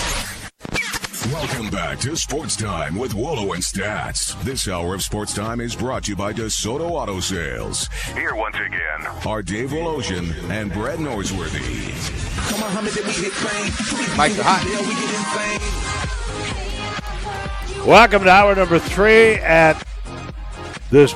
I love this place. It's intimate. It's like one of those old basketball gyms where everybody's on top of one another. We're at the Spirits Shoppe. Couldn't do any taste testing there, though. They got all kinds of premium wines and spirits about us, and we're even tasting for free. Old Dominic's has been kind enough. They are doing a tasting. You want to check out a toddy? You want to check out a vodka? You want to check out a bourbon? We've got all of those that you can taste. This young lady in front of me right now, she's got 2 bottles of wine and looking around. She's getting more. I think she's got some expensive stuff in one hand. That's good. That's what we got here. We got all kinds, and we're giving stuff away, and I hope she's putting that. That's beautiful. There you go. Register right now, young lady. You could win 50 Yard Line tickets to the Memphis Ole Miss game Saturday. We got a Old Dominic tailgate table. It's a portable table, cool as could be.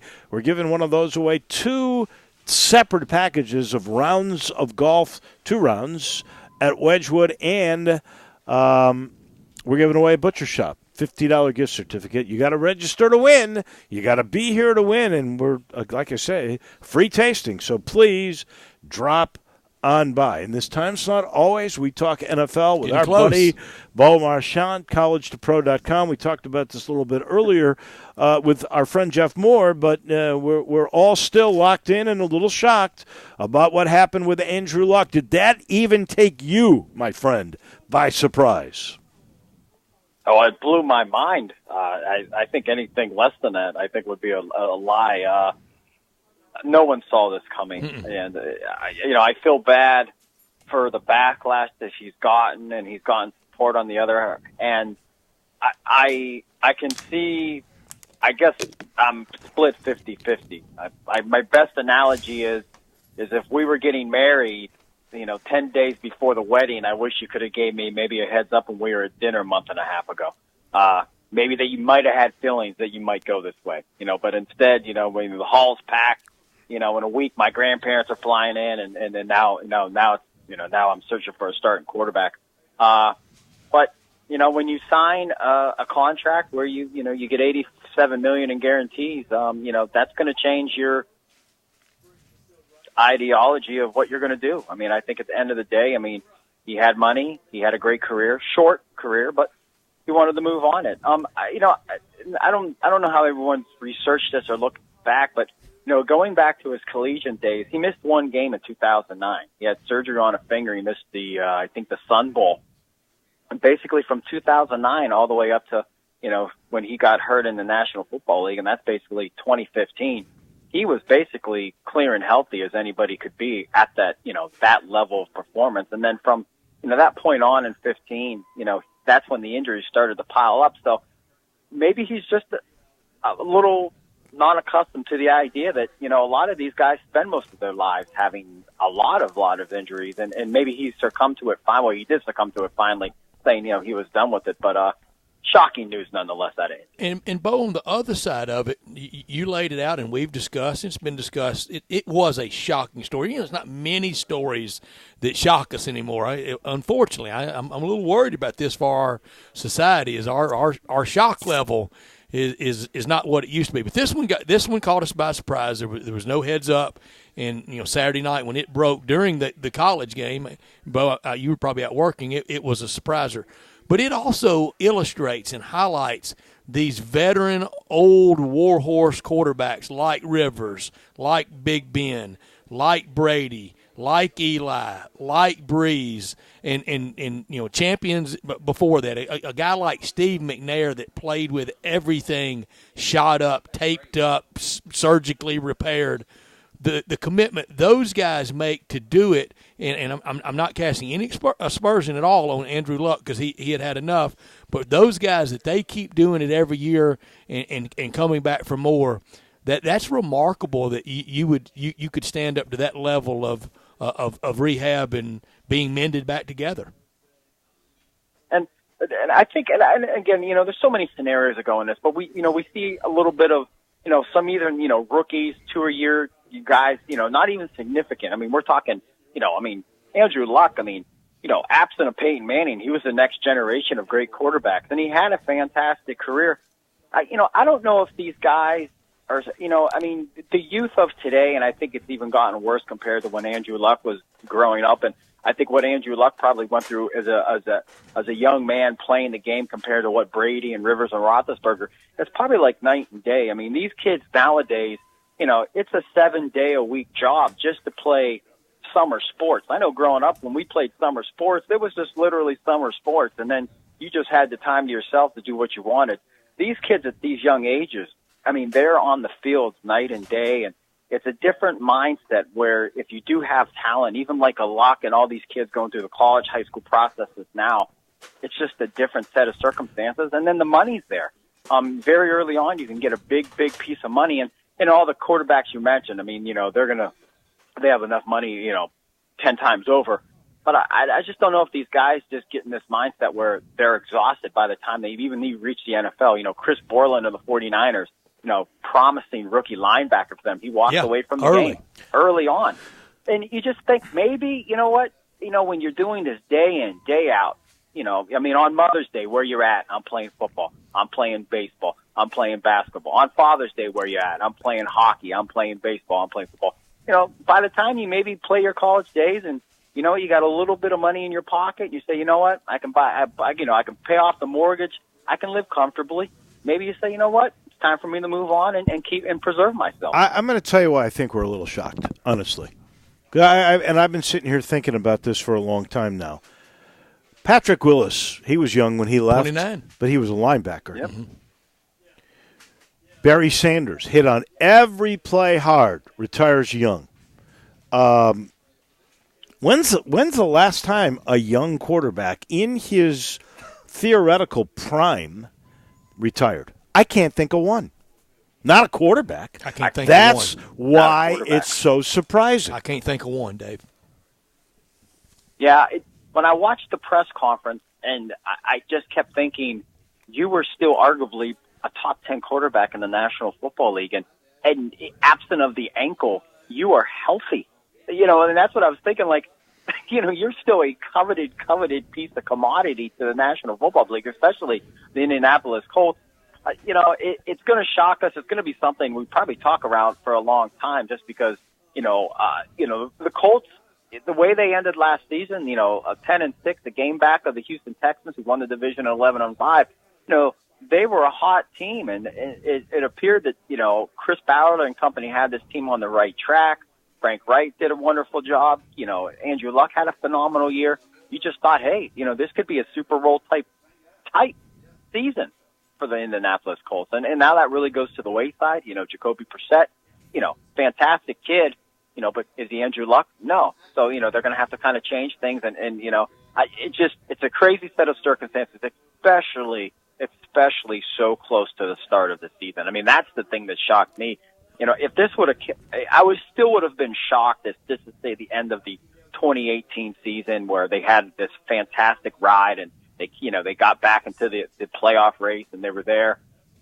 That would have been a shock, but to go through the draft and the free agency and OTAs, training camp, and then this starts to surface, and they seemed like it started to surface, 2.5 weeks ago. So this wasn't at least anything they've revealed to us where this is something they thought about for a long time and they were letting him decide on it. And how many times did we talk on the show, when's he going to come back from the calf injury? It just seemed like a minute thing. They know the shoulder injury really derailed him for 2017, so they wanted to be, extra precaution on keeping him healthy. You just assumed that, he would be back for the regular season and just go, quota, and he would be on his way. But that wasn't the case. And you mentioned it, Dave. I mean, never in my memory, and I don't think there has been one, has a quarterback walked away in the prime of his look what Peyton his did. career. Peyton didn't want to give it up, couldn't give it up.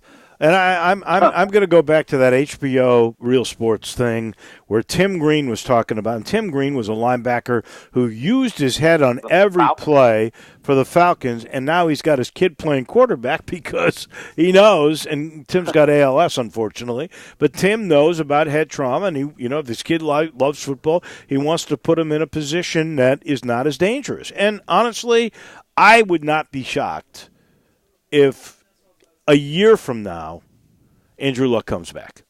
I really would not be shocked. When he misses, as Jeff Moore said, misses the locker room, everything's healed. He's basically had 2.5 years off, and everything feels good, and he's sharp. And he'll probably come back and he'll go, you don't have to pay me. You've already paid me $24 million. So you say he comes back with the Colts? Yeah. Well, I think he would pretty much have to after they gave him the money. But one good thing for the Colts with Frank Reich, and you saw what he did with Wentz and with Nick Foles down the stretch of that Super Bowl winning year. And look, Andrew Luck was pretty much a finished product last year, but he helped him with some mechanical things. That's a good coach to have for this situation with Jacoby Brissett, and around here for me and for a lot of Ole Miss fans, if Chad Kelly might get his shot. He's now one play away as every backup quarterback, as they always are. Brett, a couple things. First of all, I was been thinking about Chad Kelly all week. When this broke, I mean, I thought, I kind of got over the Luck thing. And I started thinking of Jacoby Brissett, and then I started thinking of you and Chad Kelly, and I'm like, my man has to be so stoked. Like you said, he could be one play away from starting a game in the National Football League. So it's a lot to say about the 2016 Sugar Bowl MVP. And then looking at Brissett, I talked to him at length down at the Senior Bowl when he was in 2016. And when I always like a quarterback where you just know he has it upstairs, and he's a kid that gets it. There's a lot there that he can work with in terms of, Frank Reich developing him. And, was he going to be Luck? I don't think so. And that's why he was a third-round pick, and Luck was, considered the generational talent, of the last two decades. But, the way that the Colts played last year, they have a fantastic offensive line. They have a ton of pieces. Their depth on defense, they're growing there. So, I don't think it's as important. You might not have the flashy numbers that you would get with an Andrew Luck, 39 touchdowns. I don't think you're going to get that out of Jacoby Brissett, but he's relatively smart with the football where he's not going to turn it over, and he can perform, I think, to an adequate level to keep the Colts respectable. At the end of the day, I do think they fall a little short of expectations that they would have had with Andrew Luck when under center, but I think that's around the board. I mean, if you take Drew Brees and Roethlisberger or Brady off those teams, regardless of the backup, how talented they are, the team's not going to meet those expectations. But, Chad Kelly, baby, he got a shot. I wonder about that. Seriously, I don't think there's any question about his physical tools like Paxton Lynch. You know that he's got the arm, he's got the mobility, he's got the strength. Mentally, is Chad Kelly an NFL quarterback? He's a great competitor. Judgment off the field is obvious. The question on the field, anything that it takes, playbook, your teammates rallying around you, winning the locker room, he has that, and he is a great competitor. He's just so very driven to win, and that's what usually. Yeah. And then when you do win, that's what really rallies the locker room. His problem has been off the field. after you leave the facility, and just blew a great chance at Denver. He could be in the mix. Absolutely. There now, and Denver was left with no other option but to release him. I was telling Dave the story yesterday on the air. I don't want to repeat myself, but I'm getting ready to. When he was at Clemson, he would tell anybody to listen. After he left Clemson, I was better than Deshaun Watson, and it was not bravado. It was serious. He really thought he was better, and had the trouble at the spring game with Dabo Swinney. I mean, just never a good look when you get into it with the head coach at the spring game. Well, it's going to take a lot to convince me he's better than Deshaun Watson, too. Talk is cheap, as they say. It takes money to buy whiskey, and we're in the Spirits Shoppe. We know that. Remember, and Frank Reich was a Buffalo Bill with Jim Kelly, and we know the connection. So, right. Probably Chad Kelly's biggest supporter is probably in the ear of Coach, Frank Reich, saying, hey, Give this shit a shot. In quarterback, as much as I love the mindset, there is that Brett Favre, Kenny Stabler, a gambler-type guy. Mm-hmm. You could kind of say that moxie about Chad Kelly, and Brett kind of brought it up. Steve McNair. They just have that savvy. They might not be the prototypical Peyton Manning guy where you just look at this guy who's so diligent at just breaking down film, but, a la Baker Mayfield, they can rally a team and guys believe that, this guy can lead us down to the goal line and put points on the board. So I think that's where, opposite of a Jacoby Brissett, where he's very reserved, quiet, you have a little bit of that moxie in a Chad Kelly. And again, I think it speaks volumes that they've kept him around. I do think Jim Kelly helped, keeping Chad maybe in the mix just because, who he is. But at the end of the day, just to be in this spot, to be in number 2 on a team in the National Football League, I just think one, it speaks volumes to what teams see in your potential. I mean, you're not even going to get to this point, especially at this stage in the game, if you don't have something that teams really believe that you have. And I think that's where you kind of have to say this kid does have something. Will it ever materialize where he's a starter? We don't know. But even to be a number 2 in the National Football League is pretty impressive. Bo, a year ago, both of us had the Rams going to the Super Bowl. I had Rams and Chargers in the Super Bowl last year. Rams got there with half the teams from Los Angeles. This year, I'm not as big on them. I'm not as big on Todd Gurley, and I'm a little scared off of Jared Goff. Where are you on? And we'll do picks next week. Do you have the Rams in the playoffs, or how big are you on the L.A. Rams year 3, Sean McVay? I might actually be a little bit more excited about the Rams this year than I was last year because I just wasn't sold on them as a team. But, coming down the stretch, they proved worthy of it. They ended up in the Super Bowl, a low-scoring Super Bowl where you just kind of wondered. And, and McVay said enough afterwards where, he kind of should have changed things up. He kind of got stagnant, and they didn't really do a lot of things different, and it hurt them. They were unable to put points on the board. I think they still can be a dominant team. I don't see why they wouldn't. I've talked to some people about Gurley. They feel that he's okay. The one person I spoke to said, "How's his knee?" And he's like, we never discussed the knee is what he told me. So, he said he was good to go. But, again, how truthful was he? I don't know. I think Goff, and I'm not as high on Goff as you. I know you mentioned with the Montana. Don't remind me, Bo. I compared him to Montana last year, Dave. What did I do that for? Yeah. You did? Well, hey, at least now, I predicted the Steelers and the Falcons to go to the Super Bowl last year. And so neither one of my teams even made the playoffs. So you're a lot smarter man than me. At least your team did arrive and represent the NFC. I had no one representing either side of the conferences. But, they're going to be in the mix. I can't see anyone unseating them in the NFC West. I don't think Seattle's up to par with them. The Cardinals are still there, in transition. San Francisco, we really don't know what they're going to be. So when I look at those 3 teams, I don't think any one of them can challenge, absent of some major injuries to Goff. I think Gurley's going to be able to be a healthy player, throughout the 16 games. And I think it's just smart wisdom on the Rams thinking where, maybe they're not going to give him as many touches. They brought in Henderson to kind of alleviate some of that. And they still have Malcolm Brown, who's an adequate running back.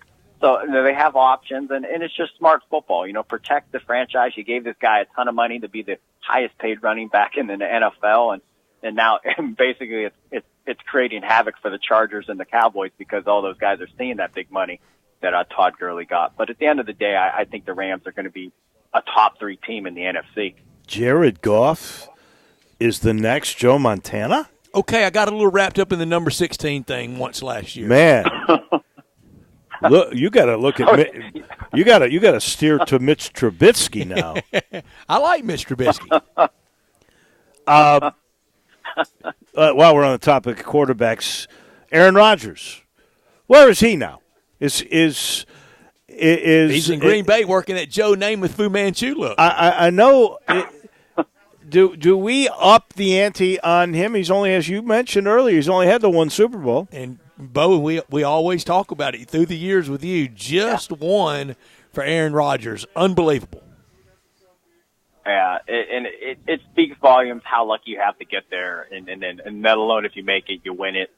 I was at that particular game, and the momentum shifted, and Rashad Mendenhall with the fumble, Clay Matthews forced the fumble, and really that was the turning point. And the Steelers can never get back over that hump, and Green Bay did exactly what they needed to do to win that game. I think Aaron Rodgers is due for a special year. The last couple seasons, 2 years ago, the injury obviously forced him out. And then last year, it looked like he was going to be done against the Bears. But he comes out after halftime and puts on a performance for the ages in typical Aaron Rodgers fashion. But I think it was evident, it was clear that he was beaten up and unhealthy all of 2018. Mm-hmm. But, he's healthy now. If he can remain that way, I guess is the question. He got Mike McCarthy fired. Yeah. Well, McCarthy fired. And it might be a good mindset. They did a lot. They've kind of revamped. They got away from the Ted Thompson days where, you just built through the draft. You avoided free agency. There was no money spent. Mm-hmm. They've kind of changed their thinking there, kind of be more proactive. and kind of really getting things turned around quickly and not just relying on 7 draft picks in April. So I think that's helped them. And, the defense, that they have pieces, they let Clay Matthews go. He's now in Los Angeles with the Rams, which I thought was a great signing for the Rams. I agree. I'm with you there. Yeah. Yeah. So I expect a huge year from Aaron Rodgers. Barring injury, I think he's as motivated as anyone. I think he's as motivated as ever. People kind of talk him down that, he's past his prime. And, people forget how special he is. And he's special with his legs and I think, his ability to kind of do things in the pocket, I think really separates him from even the great ones that we talk about that are in the league now. And he didn't have that last year. I'll tell you what I think he does that is very similar to Tom Brady. He knows exactly how long he can hold the ball before he throws it. Yeah. He always seems to buy himself a millisecond longer and then finds the guy. And that is a rare talent. The great ones have it, and as much as it pains me to say it, he is definitely a great one. Bo Marchant, as always, we appreciate it. We'll be a week closer to starting the NFL. Get ready for picks next when week. we talk, and we'll make picks next week.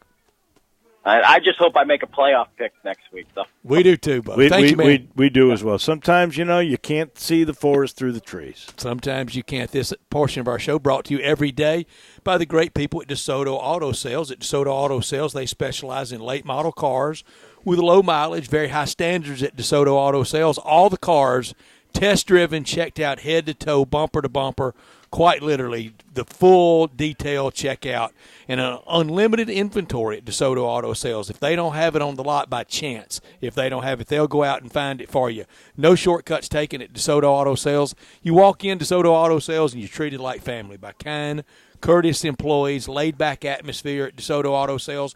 No high-pressure sales whatsoever, but they do make you this promise. They want you to have the ultimate car experience, and they know we live in a world today that time really matters.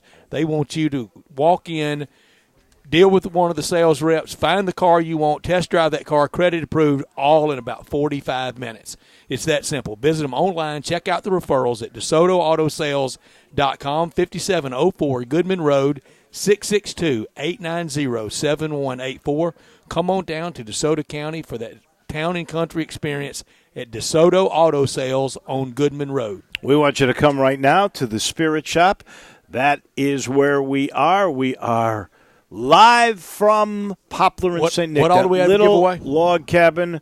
We got 50-yard line tickets for Saturday's game between the Tigers and the Rebs, a $50 gift certificate to the Butcher Shop, 2 sets of 2 rounds of golf to Wedgwood Country Club, signed by John Wells, and we've got an Old Dominic tailgate table. It's portable, coolest thing you ever saw. Somebody's going to win it. 5 winners tonight, but you got to come to register. Oh, while you're here, we've got a tasting going on, free. You can taste bourbon, you can taste toddy, you can taste bourbon from Old Dominic. All you got to do is get to the Spirits Shoppe. And you say the greens are great at Wedgwood. Was this the summer of perfect greens for everyone? Because everybody just had masterpiece greens, I hear. Well, it got a little actually dry at some places in some spots. I'm just going to say this to you. If you've got hybrid Bermuda greens now, you're in good shape because the agronomy on those things is incredible as long as somebody knows how to take care of them. And I'll tell you, at Wedgwood, it's the same guy at North Creek. North Creek's greens the last 4 or 5 years have been unbelievable because of that superintendent. And almost any place, in my estimation, that has hybrid greens, hybrid Bermuda, I'm sorry, Dave, I don't remember the dry spell this summer. Well, I can tell you the back nine of Miramichi needed water, and it got some. Isn't that something? Because it's almost been perfect growing all year, and I hear everybody's courses and greens. Really fun summer. All the way in Forest City, we never miss a drop. You always get rain. We never miss a drop all year. Always get rain. We got to take a break. When we come back, the Big Cheese, the head honcho of the AutoZone Liberty Bowl, in the house at the Spirits Shoppe. Come say hello to him. We're here. You can win big if you get here. And this is Sports Time with Wolo and Stats. Get happy with Johnny Radio's Happy Hour. Weekday afternoons from 1 till 3 on Sports 56, 96.1, and 87.7.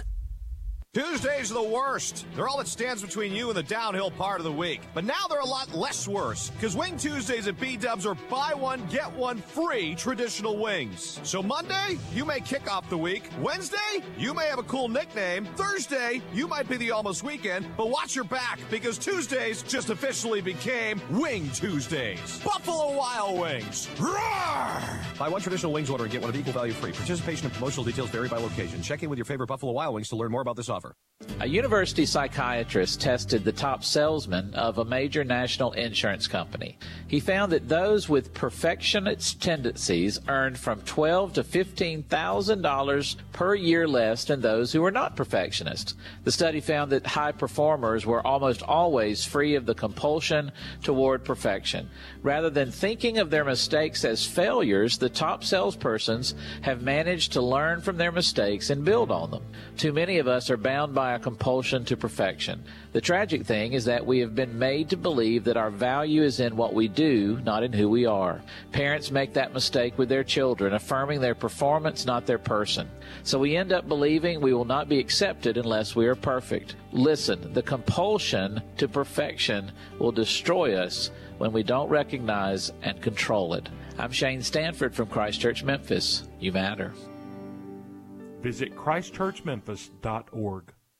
Gun enthusiasts in the Mid-South know all about guns and ammo at 3615 Summer and 577 Goodman Road, Suite 4 at the corner of Goodman and Elmore in South Haven, because they carry the largest selection of both guns and ammo in the area. They are authorized dealers of Colt, Benelli, CZ, Smith & Wesson, Glock, Ruger, Sig Sauer, Bergara, and a lot more. If you or someone you know is looking for something for self-defense, competition, hunting, or just something that goes boom, then get to Guns and Ammo, 3615 Summer in Memphis and 577 Goodman Road, Suite 4 at the corner of Goodman and Elmore in South Haven. Want to know how to start a great Labor Day weekend? Join me and Greg for Sports 56 Middays this Friday beginning at 10 for some free lunch from Baby Jack's Barbecue and enter to win some tickets to the Ole Miss versus University of Memphis game, and check out the great sales going on now through Labor Day at Homer Skelton Chrysler Dodge Jeep Ram in Millington. Up to $7,500 off the 2018 Jeep Wrangler, or up to $11,000 off 2018 Ram heavy duty trucks. And they also have the all-new Ram 1500 Motor Trend 2019 Truck of the Year at Homer Skelton Chrysler Dodge Jeep Ram in Millington. They're normal guys in the car business, changing lives 4 tires at a time. Welcome back to Sports Time with Wolo and Stats. This hour of Sports Time is brought to you by DeSoto Auto Sales. Here once again are Dave Woloshin and Brad Norsworthy. Mics are hot. Welcome back in. You only got about 20 minutes to get here. We are at this wonderful place called the Spirits Shoppe, Eddie Connor's place. We're giving away all kinds of stuff. You got to register to win, though. 5 different things, including 50-yard line tickets. It's a Memphis and Ole Miss Saturday. You got 20 minutes to get to the Spirits Shoppe while you're here. Old Dominic's, I don't know if it's over because I think Chris Canelli is leaving. But Old Dominic's has been doing the spirit tasting with vodkas and toddy and bourbon. And we've had a lot of people come in and out. Everybody seems to always have a smile on their face. It's nice to see, that is for sure. A smile on his face, that would be the big cheese, the head honcho, the AutoZone Liberty Bowl. Steve Earhart always joins us in this time slot, kind enough to come down and sort of get ready for the football season with us. I know you will be at the Memphis Ole Miss game on Saturday. Absolutely. I'll be right there. What a wonderful way to open the season there with the Ole Miss Memphis game, and I trust. I'll let you know I have not tried the sample of Dominic's yet. I'll wait till after the show. But I do want to register to see if I can win the Wedgwood Golf Club. Wedgwood's in such good shape. Is he eligible for that? Yeah, Steve's eligible. I want to register, get the drawing. But put your name in the hopper. And I'd love to say you got it. But here's the rub, though. We're going to have you do the drawing, and I'm just afraid of how it would look. It would look very bad. Do that. But, glad to be here with you guys. And, again, looking so much forward to not only being at the game, but your guys calling. Dave, you'll be calling the game, and I know Stats, you'll be calling the game too, right? So post. Now, are you guys going to be arm wrestling here before the game, or no? We're going to be friends before and after. We made an agreement that the winner of this game has nothing to do with us. All we do is talk about it, and most likely we will agree on what caused the win or what caused the loss. Don't tell anybody, Steve. We don't affect the outcome. Oh, I thought that was you guys up there, up in the press box. But it is interesting that here you two guys are partners, and then you're on the Ole Miss side, you're on the Memphis side. But again, I encourage everybody here in Memphis and down in Oxford and fans of both universities to get out there. And it is a terrific weekend. I know a lot of people have other holiday plans, and that may explain some of the folks that have, they won't be able to make it to the ballpark, but to the AutoZone Liberty Bowl where we play. No, it's the Liberty Bowl, I know, but we're the AutoZone Liberty Bowl. We let the city use that name on the stadium. I know, I got caught right there. No, you got me. You've killed me in this thing.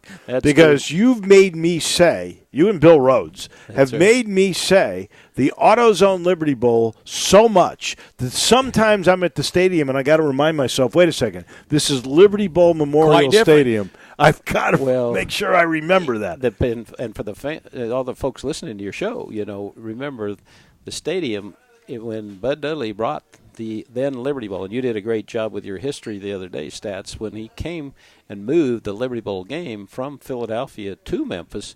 It was the AutoZone Liberty Bowl Festival Association that allowed the city to use the name on the stadium, and it's an iconic name around the country, around the world. 64 different universities have played, and so the Liberty name is a great name, and our game, of course, is the AutoZone Liberty. And I remember very well when it was Memphis Memorial Stadium. Yeah, that's so really it was Bud who deemed it the Liberty Bowl Stadium? Well, it made a deal.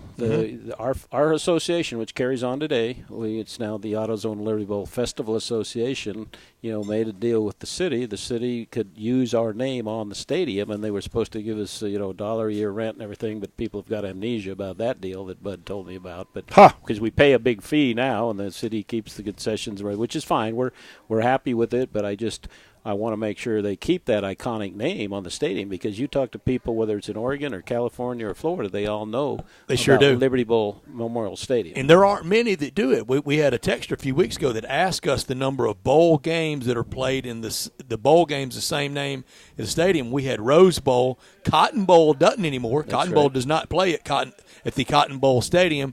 The Aloha Stadium once did when that was the Aloha Bowl, but now it's the Hawaii Bowl. That's now the Hawaii Bowl. We couldn't come up with many more after that, could we? There's not many. No. At one time, the Tangerine Bowl, that was the name of the stadium. Well, the Orange Bowl was famous in Miami. For a long time, that but no longer exists. Yeah. But it's a great. Let me ask you something. What would happen, seriously, if the city decided they really wanted to do a whole bunch of new stuff with this thing, and they found, and I'll make up a name, Widget Company?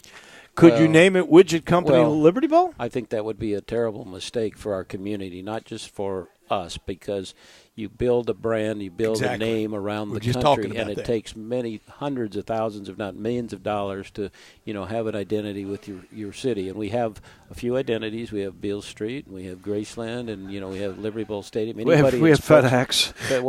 And I'm not trying to miss anybody. I'm just saying that if you talk to college football people, which there's hundreds of millions of fans over the years, and all the universities that have played in the AutoZone Liberty Bowl, and you talk to, I was with some Minnesota alumni and said, remember when we were down here in 1986 and played Tennessee in we had the greatest party beforehand, and the Liberty Bowl was terrific. And so you build the brand, and to trade that for a few bucks, I think, would be unfortunate. So I'm hoping that doesn't happen, David, and I think keeping that iconic name that has great recognition all over the country is important. Steve, the bowl business very much has changed. Even back in the day when you would kind of go out recruiting teams, almost like a fraternity rush chairman, when you would go out, nobody would go out week one, so you wouldn't have done that now. But now, on a Saturday, you have to keep your eye on Big 12 games. You have to keep your eye on SEC teams. You're always Tigers always ever present for that kind of Plan B, like it happened so greatly with that historic matchup with Iowa State. But this weekend, you'll be at the game. When do you start fanning out and going, maybe you to Big 12 country and Harold around SEC country, or vice versa? Yeah, well, and certainly it's changed. I was talking to Tro Gillespie today, a past president of the AutoZone Liberty Bowl, about the old days when, you'd go out because we were the seventh oldest bowl game, and you were competing with other bowls for universities, and now it's really controlled by the conferences. The SEC, we have the SEC pool bowls. There's 6 of us, and it does take into account what the university wants to do, but the conference office makes the decision. And so, the old days of going out and being treated by the university, I can remember even in my days of going out, they'd want you to come in Friday night, they'd have a big dinner, and they would be recruiting the bowls. But nowadays it's totally different. But we do keep in touch with the potential teams.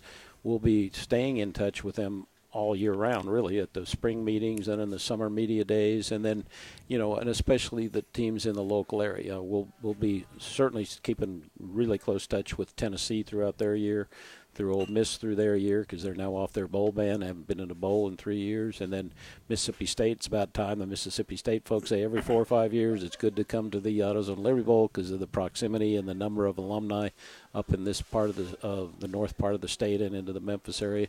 I don't know with Arkansas, that's your school, but I don't know whether they've got a shot this year, but they've certainly been great performers in the AutoZone Liberty Bowl. Missouri was here last year, so I don't expect them to be a candidate this year, although they're fighting an eligibility issue and they're going to have a good team this year.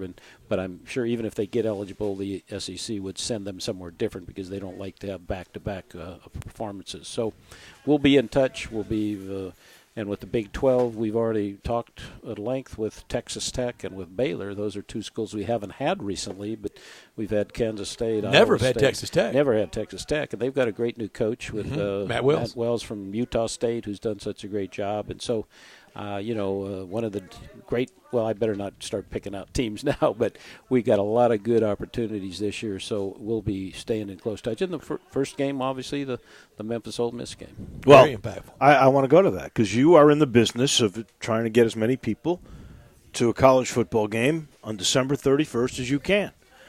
I was thinking there'd be incredible excitement for this football game. It's coming up Saturday. I thought, and hopefully there'll still be 50,000 people there. And Allie Prescott told me on Sunday that he really thinks that that will happen. But then the story came out today. There's only 3,250 Ole Miss tickets that have been sold through the school, and I think their allotment was 7,000. So we're talking about less than half of that allotment being used. Is that college football today? And we see numbers are down. I mean, even in Knoxville, games used to be 100. Now there's 80, 85. They're down 15, 20%.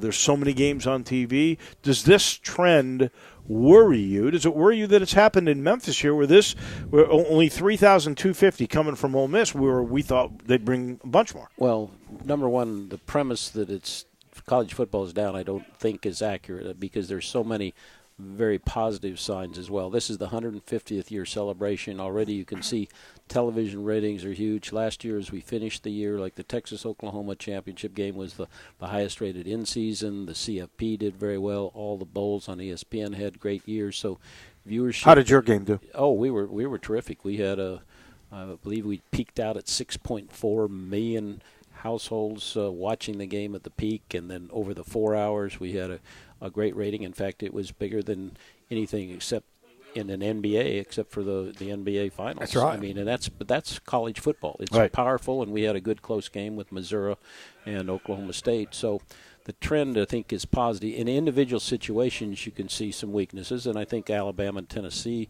they're facing the issue of having those cupcakes. That people were semi-protesting by not going and saying, hey, you got to play better teams. And I think there is a trend to try and upgrade the schedules, including the University of Memphis here and certainly at Tennessee as well. But there's another trend, too, that I've been learning about over the last couple of years, and I think that goes straight to your point.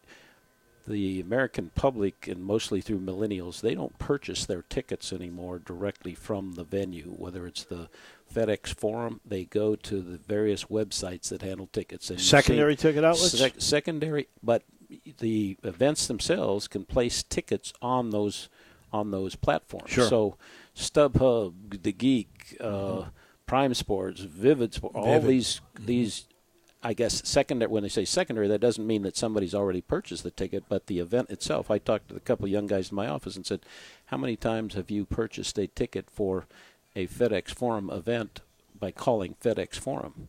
Never. So they always go to one of these sites. Okay, so let me ask you this, though. But is there an upping of the price on that? So even if the event, let's just say it's the Grizzlies and the Milwaukee Bucks, you want to buy it from the geek thing that you were just talking about. Is that face value if it's placed even by the Grizzlies? It can go either way. I mean, and they call it dynamic ticket pricing. Supply and demand. Yeah, so if it's a big game, if it's LeBron James playing here, the Grizzlies, and they don't make no bones Forget about face it. value. They'll say, okay, that's more valuable ticket than a ticket to the Minnesota Timberwolves. And the same thing with college ball. But the key there is when a university, like even 4 or 5 years ago, sold a bunch of tickets through their ticket office, the fans today, they're not necessarily going to the Ole Miss ticket office. They're going to these other sites. And we've learned that in the bowl business too, not just here with our bowl, but around the country. And quite frankly, a lot of universities are getting out of the business of being the seller of the tickets. They just say, well, we'll place them on Ticketmaster, we'll place them on the gate. And the young people, that's where they go because they're trying to find a bargain. They get, those computer systems are so sophisticated. Instead of waiting on the phone for somebody, they're getting the ticket on their phone. In Memphis, they look it up and say, "Give me the best ticket in this section," and they get it and they pay for it. And it's almost like shopping today. The real estate stores, the brick and mortar stores have to battle against people shopping through their computer, and the same thing is true with tickets to events. So that's a trend. So I'm not overly concerned that the report that you just quoted that Ole Miss has sold 3,000 or 4,000. 3,250 2 years ago when they sold 7,000. So you're saying to me, I think a lot of those people went to various sites and they're buying their tickets. I'm not holding you to this, but you're saying to me there's a possibility that StubHub has sold a whole bunch of Memphis tickets to Ole Miss fans that didn't directly go through the school. Well, I don't know that factually, but I do know that in the bowl world, since you asked me that, the universities around the country are generally stepping back from being the actual hand-to-hand seller of the ticket. Now they'll have they want to take care of their big donors and that kind of thing, but I think it comes basically from the consumer himself. He wants to get a deal. He doesn't wait in line because the old days with the universities, they'll take a ticket order and then they'll fill the order based on how much money you've contributed to the school. Nowadays they want to go straight and get their ticket right now because they're used to shopping that way. So it'll be interesting. I still think that the college football is very strong this year in their 150th anniversary. What Peyton Manning is doing with his features there on Peyton's Place, as well as so many of these other specials, it's really exciting to see the history of college football over Steve, 150 years. I'm with you. I think the pecking order of popular sports in the United States right now, it's the NFL 1 and college football 2. Yes, and all the surveys show that. Everybody shows that. There's no doubt about that. I don't think no question. I don't think it's arguable anymore. Is the king of America. Yeah. It is. Baseball is not America's pastime now. Yeah. Football is king. Now this was NFL, and we just visited with Bo Marchant, who covers the Pittsburgh Steelers. Last weekend in Pittsburgh, I mean, it's a football crazy place. The TV rating for a preseason game was better than any of the Stanley Cup games the last time the Penguins were in the Stanley Cup for a preseason football game. That is hard to believe. But it's true. Stats is exactly right. Football is king, and you're right, too, what you said. There's much more interest. I think it fits our viewing habits better, not only in the stadium where you can talk to your friend, you can have some fun, you can celebrate, but at home when you've got the big screen TV and you've got a 25-second break in between plays, it's you can made for take it. A sip of whatever. You're drinking. Big bottle of booze right here. I'll just say this. You give me the Stanley Cup final over a preseason game, any day, I'll tell you what I'm watching. All right, Dave, let's have Steve do the draw for us. I know you got some business. You want to have Steve do the draws for us? Let me do this really quick, and then Steve will do that. We got crunch time coming your way, and so if anybody is in this store right now that wants to win, get in before it is too late. This portion of the show brought to you by Ken Garland, Custom Home Builders. Ken knows you're making a big decision. It is. You're building that dream home. Maybe you're doing renovation with innovation. You want that old home that you love. You love the location, but you want the modern amenities. You want the California closets. You want the island in your kitchen. You want the greatest of the counters, those granite counters. I get it. So does Ken. He really gets it. And that's why you got to call him at 751-1632. First, go to kengarland.com. See all the beautiful homes that he has built across this whole Metroplex, he and his dad for the last 40 years. And then he loves chatting, and he's a rare guy. Sees little details and big picture all at once, which is absolutely perfect for a guy who is a complete design and build firm. Again, go to kengarland.com, then 751-1632. That's the number. If you need land, he's got it. If you've got land, you don't know how to use it, he does. Just call Ken Garland Custom Home Builders. All right, Big Cheese, head honcho, you ready? I'm ready to make the call. Now, this is a forerunner of the AutoZone Liberty Bowl, December 31st, 2:45. Is this going to be the luck? Who am I going to pick out? No, this is what you're picking here. Here we go. We're going to do 2 rounds of golf. Then we'll do the butcher shop. Then we'll do the table, then more rounds of golf, and then the big one for the Ole Miss game. All right, so that's how we're doing it. Stuff. Folks, you could see on camera here, this is totally legit. I'm reaching Earhart's hand is reaching the buttons. Scrambling them up. All right, so the winner for 2 rounds of golf at Wedgwood is Bill Lundy. Bill Lundy. Okay. All right, so there's the first. All right. Now we're going with the butcher shop. Scramble it up here. This is an honest shop. Butcher shop. Weston Bumpus, 38120. Okay. Weston Bumpus. All right. Now for 2 more rounds of golf at Wedgwood. No, let's see. I know that's what you wanted. Did you get your name in there? I didn't get my no. I wanted to play this straight if I was going to be picking them. Who gets that? Okay, this is Paul Geeter, Geater. Paul Geeter. Paul Geeter's a winner of rounds of golf. Now for the cool tailgate table from Old Dominic, which is portable and is about as cool as you can get. And that goes to Michael Ringwald. Michael Ringwald. Wow. Okay. And finally, 2 tickets for Saturday's game between the Tigers and the Rebs, 50-yard line seats. Wow. That winner this is a big deal here. Is Bill Brody, Brode, maybe Bill Brode. Bill Brody. Bill Brode or Bill Brody, you're a winner. Bill Brody. Yeah. Okay. There you go. Wow, you had a lot of entries in there. I know. You had a lot of people came in.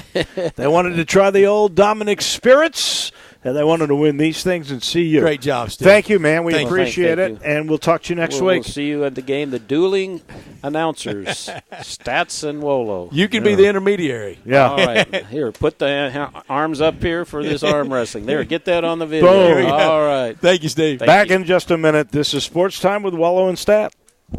Sports 56 now has 2 FM homes. You can now find real sports talk on 96.1 as well as 87.7 on your FM dial.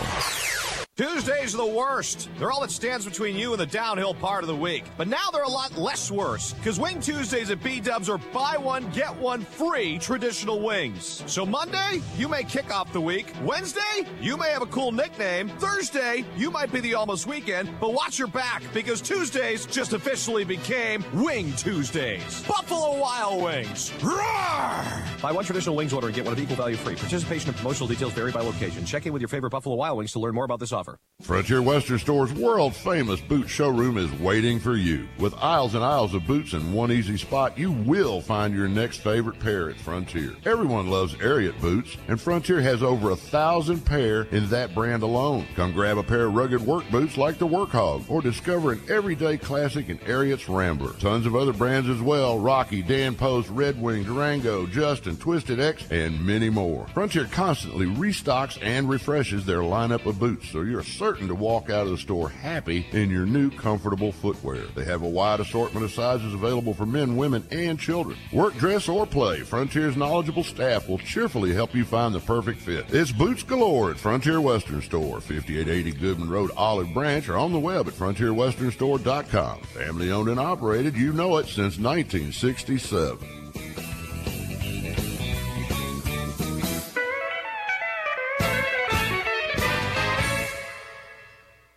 Duncan Williams Investment Bankers presents Toby Keith at Live at the Garden this Saturday, August 31st at the beautiful Memphis Botanic Garden. How do you like me now? One night, Toby Keith, all the hits.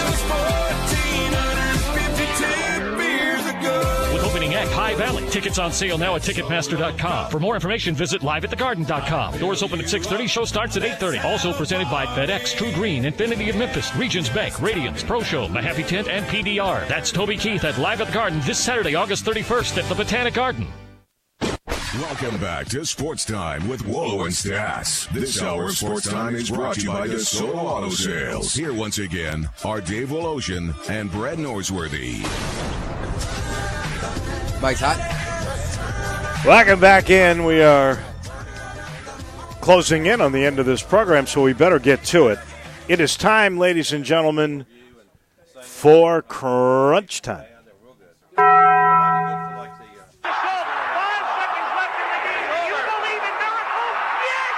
This is for all the biggest crunch time. You are looking live. It's crunch time. In your life have you seen anything like that? We'll take questions again for the student athletes at this time, please. He's a professional. He's pretty classy for his age. In the crunch time, that's the frustrating part. Little Penny could make some appearances this year. Okay, I'm not huge into stats. Has it always been this way? It's crunch time, so I got a different mind state. What's happening, big dog? How you doing? Is this thing working? Immediately when the buzzer sounds, he lets out this shriek. You throw those ears forward and he was in stroke mode. This is stupid. It's obviously crunch time. Time for Taco Bell Crunch Time. Taco Bell, home of the crispy tortilla chips, topped with a double portion of either seasoned beef or shredded chicken, plus refried beans, nacho cheese sauce, reduced fat sour cream, guacamole, and a 3-cheese blend. Nachos Bel Grande, heaping portion of chips, topped with ground beef, tomatoes, beans, nacho cheese sauce, and a dollop of sour cream. Taco Bell, home to great food you get on your way home real fast, and they bring you crunch time every day. Dave, what'd you learn today? Well, I learned what a great engineer you are. Thank you. You, I know, wanted that feedback. So I made sure. Kind of needed it. Just for my own id and super ego, you know. I sent you a trophy for it. Thank you, Drew. Y'all know I have a big id and a big super ego, right? I also know, I wish I was a Puebla fan. I think it's Puebla. That's a soccer team in Mexico. Yeah. They're taking on Juarez in their next match. It could be tonight. It might be tomorrow. Those who attend the match from Puebla. What do you get? If they lose the match, and they've lost their last 5, if they lose the match, the next home game they play, free beer. Wow. That could be quite a crowd. I learned today 13 straight home opening wins for the Oklahoma Sooners. The Sunday opener against the Houston Cougars and their new head coach. The last opening loss for OU at home, it came in 2005, 17-10 loss to TCU. Lincoln Riley, since he joined the staff at Oklahoma as offensive coordinator in 2015, he's 46-8. I'd say big game Bob Stoops made a good hire in getting Lincoln Riley and making him the anointed coach. That's interesting. After his retirement. When he left, he said really his goal was to only stay 10 years. He thinks you wear out your welcome after 10 years, and he stayed a little bit longer. He had plenty left. Oh, I know it. Plenty left. It's a little like guys 29 years old that retire. Dave, that question you ask about quarterbacks, we usually drag them out. Yeah. They usually go out. Go. No, yeah. I mean, you think of all the guys that family or agent or friends had to go to him and go, it's over. Get out. Could have done without what, Dave? Well, I could have done without one of the first things you said today.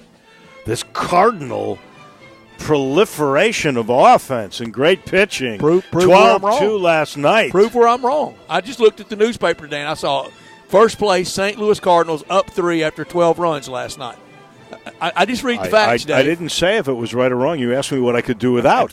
I could do without that. I could also do without this story about only 3,250 tickets being sold by Ole Miss when I think you said, what, they bring 7,000 last time? Yeah, and I think by game time Saturday, I think it'll approach 5,500 or 6,000. I hope so. But it'll leave more tickets for Tiger fans to buy if they don't buy them. I hope they buy them. I hope we get 50. I could have done without the total demolishing yesterday in really short order that Maria Sharapova endured once again to Serena Williams. Can you name me the last time Maria Sharapova defeated Serena Williams? Well, she actually won 2 of the first 3 they played. Hold on.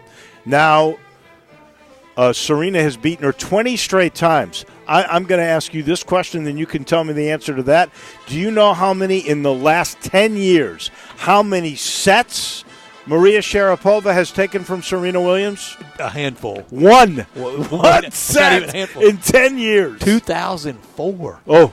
That's not a rivalry, is it? No. That's not even hammer and nail. No, but you got to realize that Maria Sharapova's won 5 Grand Slam events. She has, but Serena, maybe one of the greatest athletes of our lifetime. Well, how many would Maria have won if Serena wasn't there? One of It's a those little deals. like One of those deals. Tom Brady or Tiger Woods deal. What do you keep an eye on tonight? What are you watching on TV? Well, I'm going to watch the U.S. Open, that is for sure. I also watched Roger Federer last night. I'll watch Cardinals Brewers. I'll be the biggest Milwaukee fan in the history of the game. And, of course, I got to watch the Cubs, who've got to play the Mets, and they got to win. There's no doubt about it now. They've got to win, and so does Milwaukee. I'm going to keep an eye on the battle of the D.C. area. D.C. once was Baltimore Oriole country. The Nats came in, changed everything. They play tonight in interleague. Baltimore's a Major League Baseball team? Yeah. That's a cheap Really, shot. At Dave? Drew. Really? No kidding, Drew. I mean, is that necessary? Right in At front least of do it when you're in the studio where you have to look at me in the eye. I'm looking at you right on the camera, buddy. Patrick Corbin going tonight for the Nationals. Come postseason, you run into Strasburg, Scherzer, Corbin, Sanchez. That could be tough on somebody in the playoffs. Tonight, a rematch of the 92 World Series between Toronto and the Braves. The Braves could be in the World Series in 2019. I won't say must win for the Cubs, but facing Stroman, Syndergaard, and DeGrom. Whew, you got to get one. Well, maybe don't two. forget, the Cubs have a pitching staff too, and Darvish goes tonight. That's not chopped liver. Good luck with that. That's not chopped liver. Rays at Astros should be a good one. I'll keep an eye on the U.S. Open NFL news. And 2 days away from that first Thursday of college football, it's about to swarm us. It is. I should point out, this portion of the show also brought to you by Homer Skelton Hyundai. 11 years in a row, the #1 certified pre-owned car dealership in Memphis. What a job they do. It's the perfect marriage of technology and of service. This is the way car business should be done. Please get on Lamar. Go see what I'm talking about. You get assurance, 10-year, 100,000-mile limited powertrain warranty on every new car on the lot, and certified pre-owns, well, they're spectacular too. That's why 11 years in a row. We got to thank Gabe Kuhn for coming down, Brent Beard, Jeff Moore for coming in, Bo Marchant, and the Big Cheese, the head honcho of the AutoZone Liberty Bowl, Steve Earhart as well. Tomorrow, David Kellum is going to join us. We'll talk more about Memphis and Ole Miss. Can't wait till Saturday. Thanks, everybody. Have a great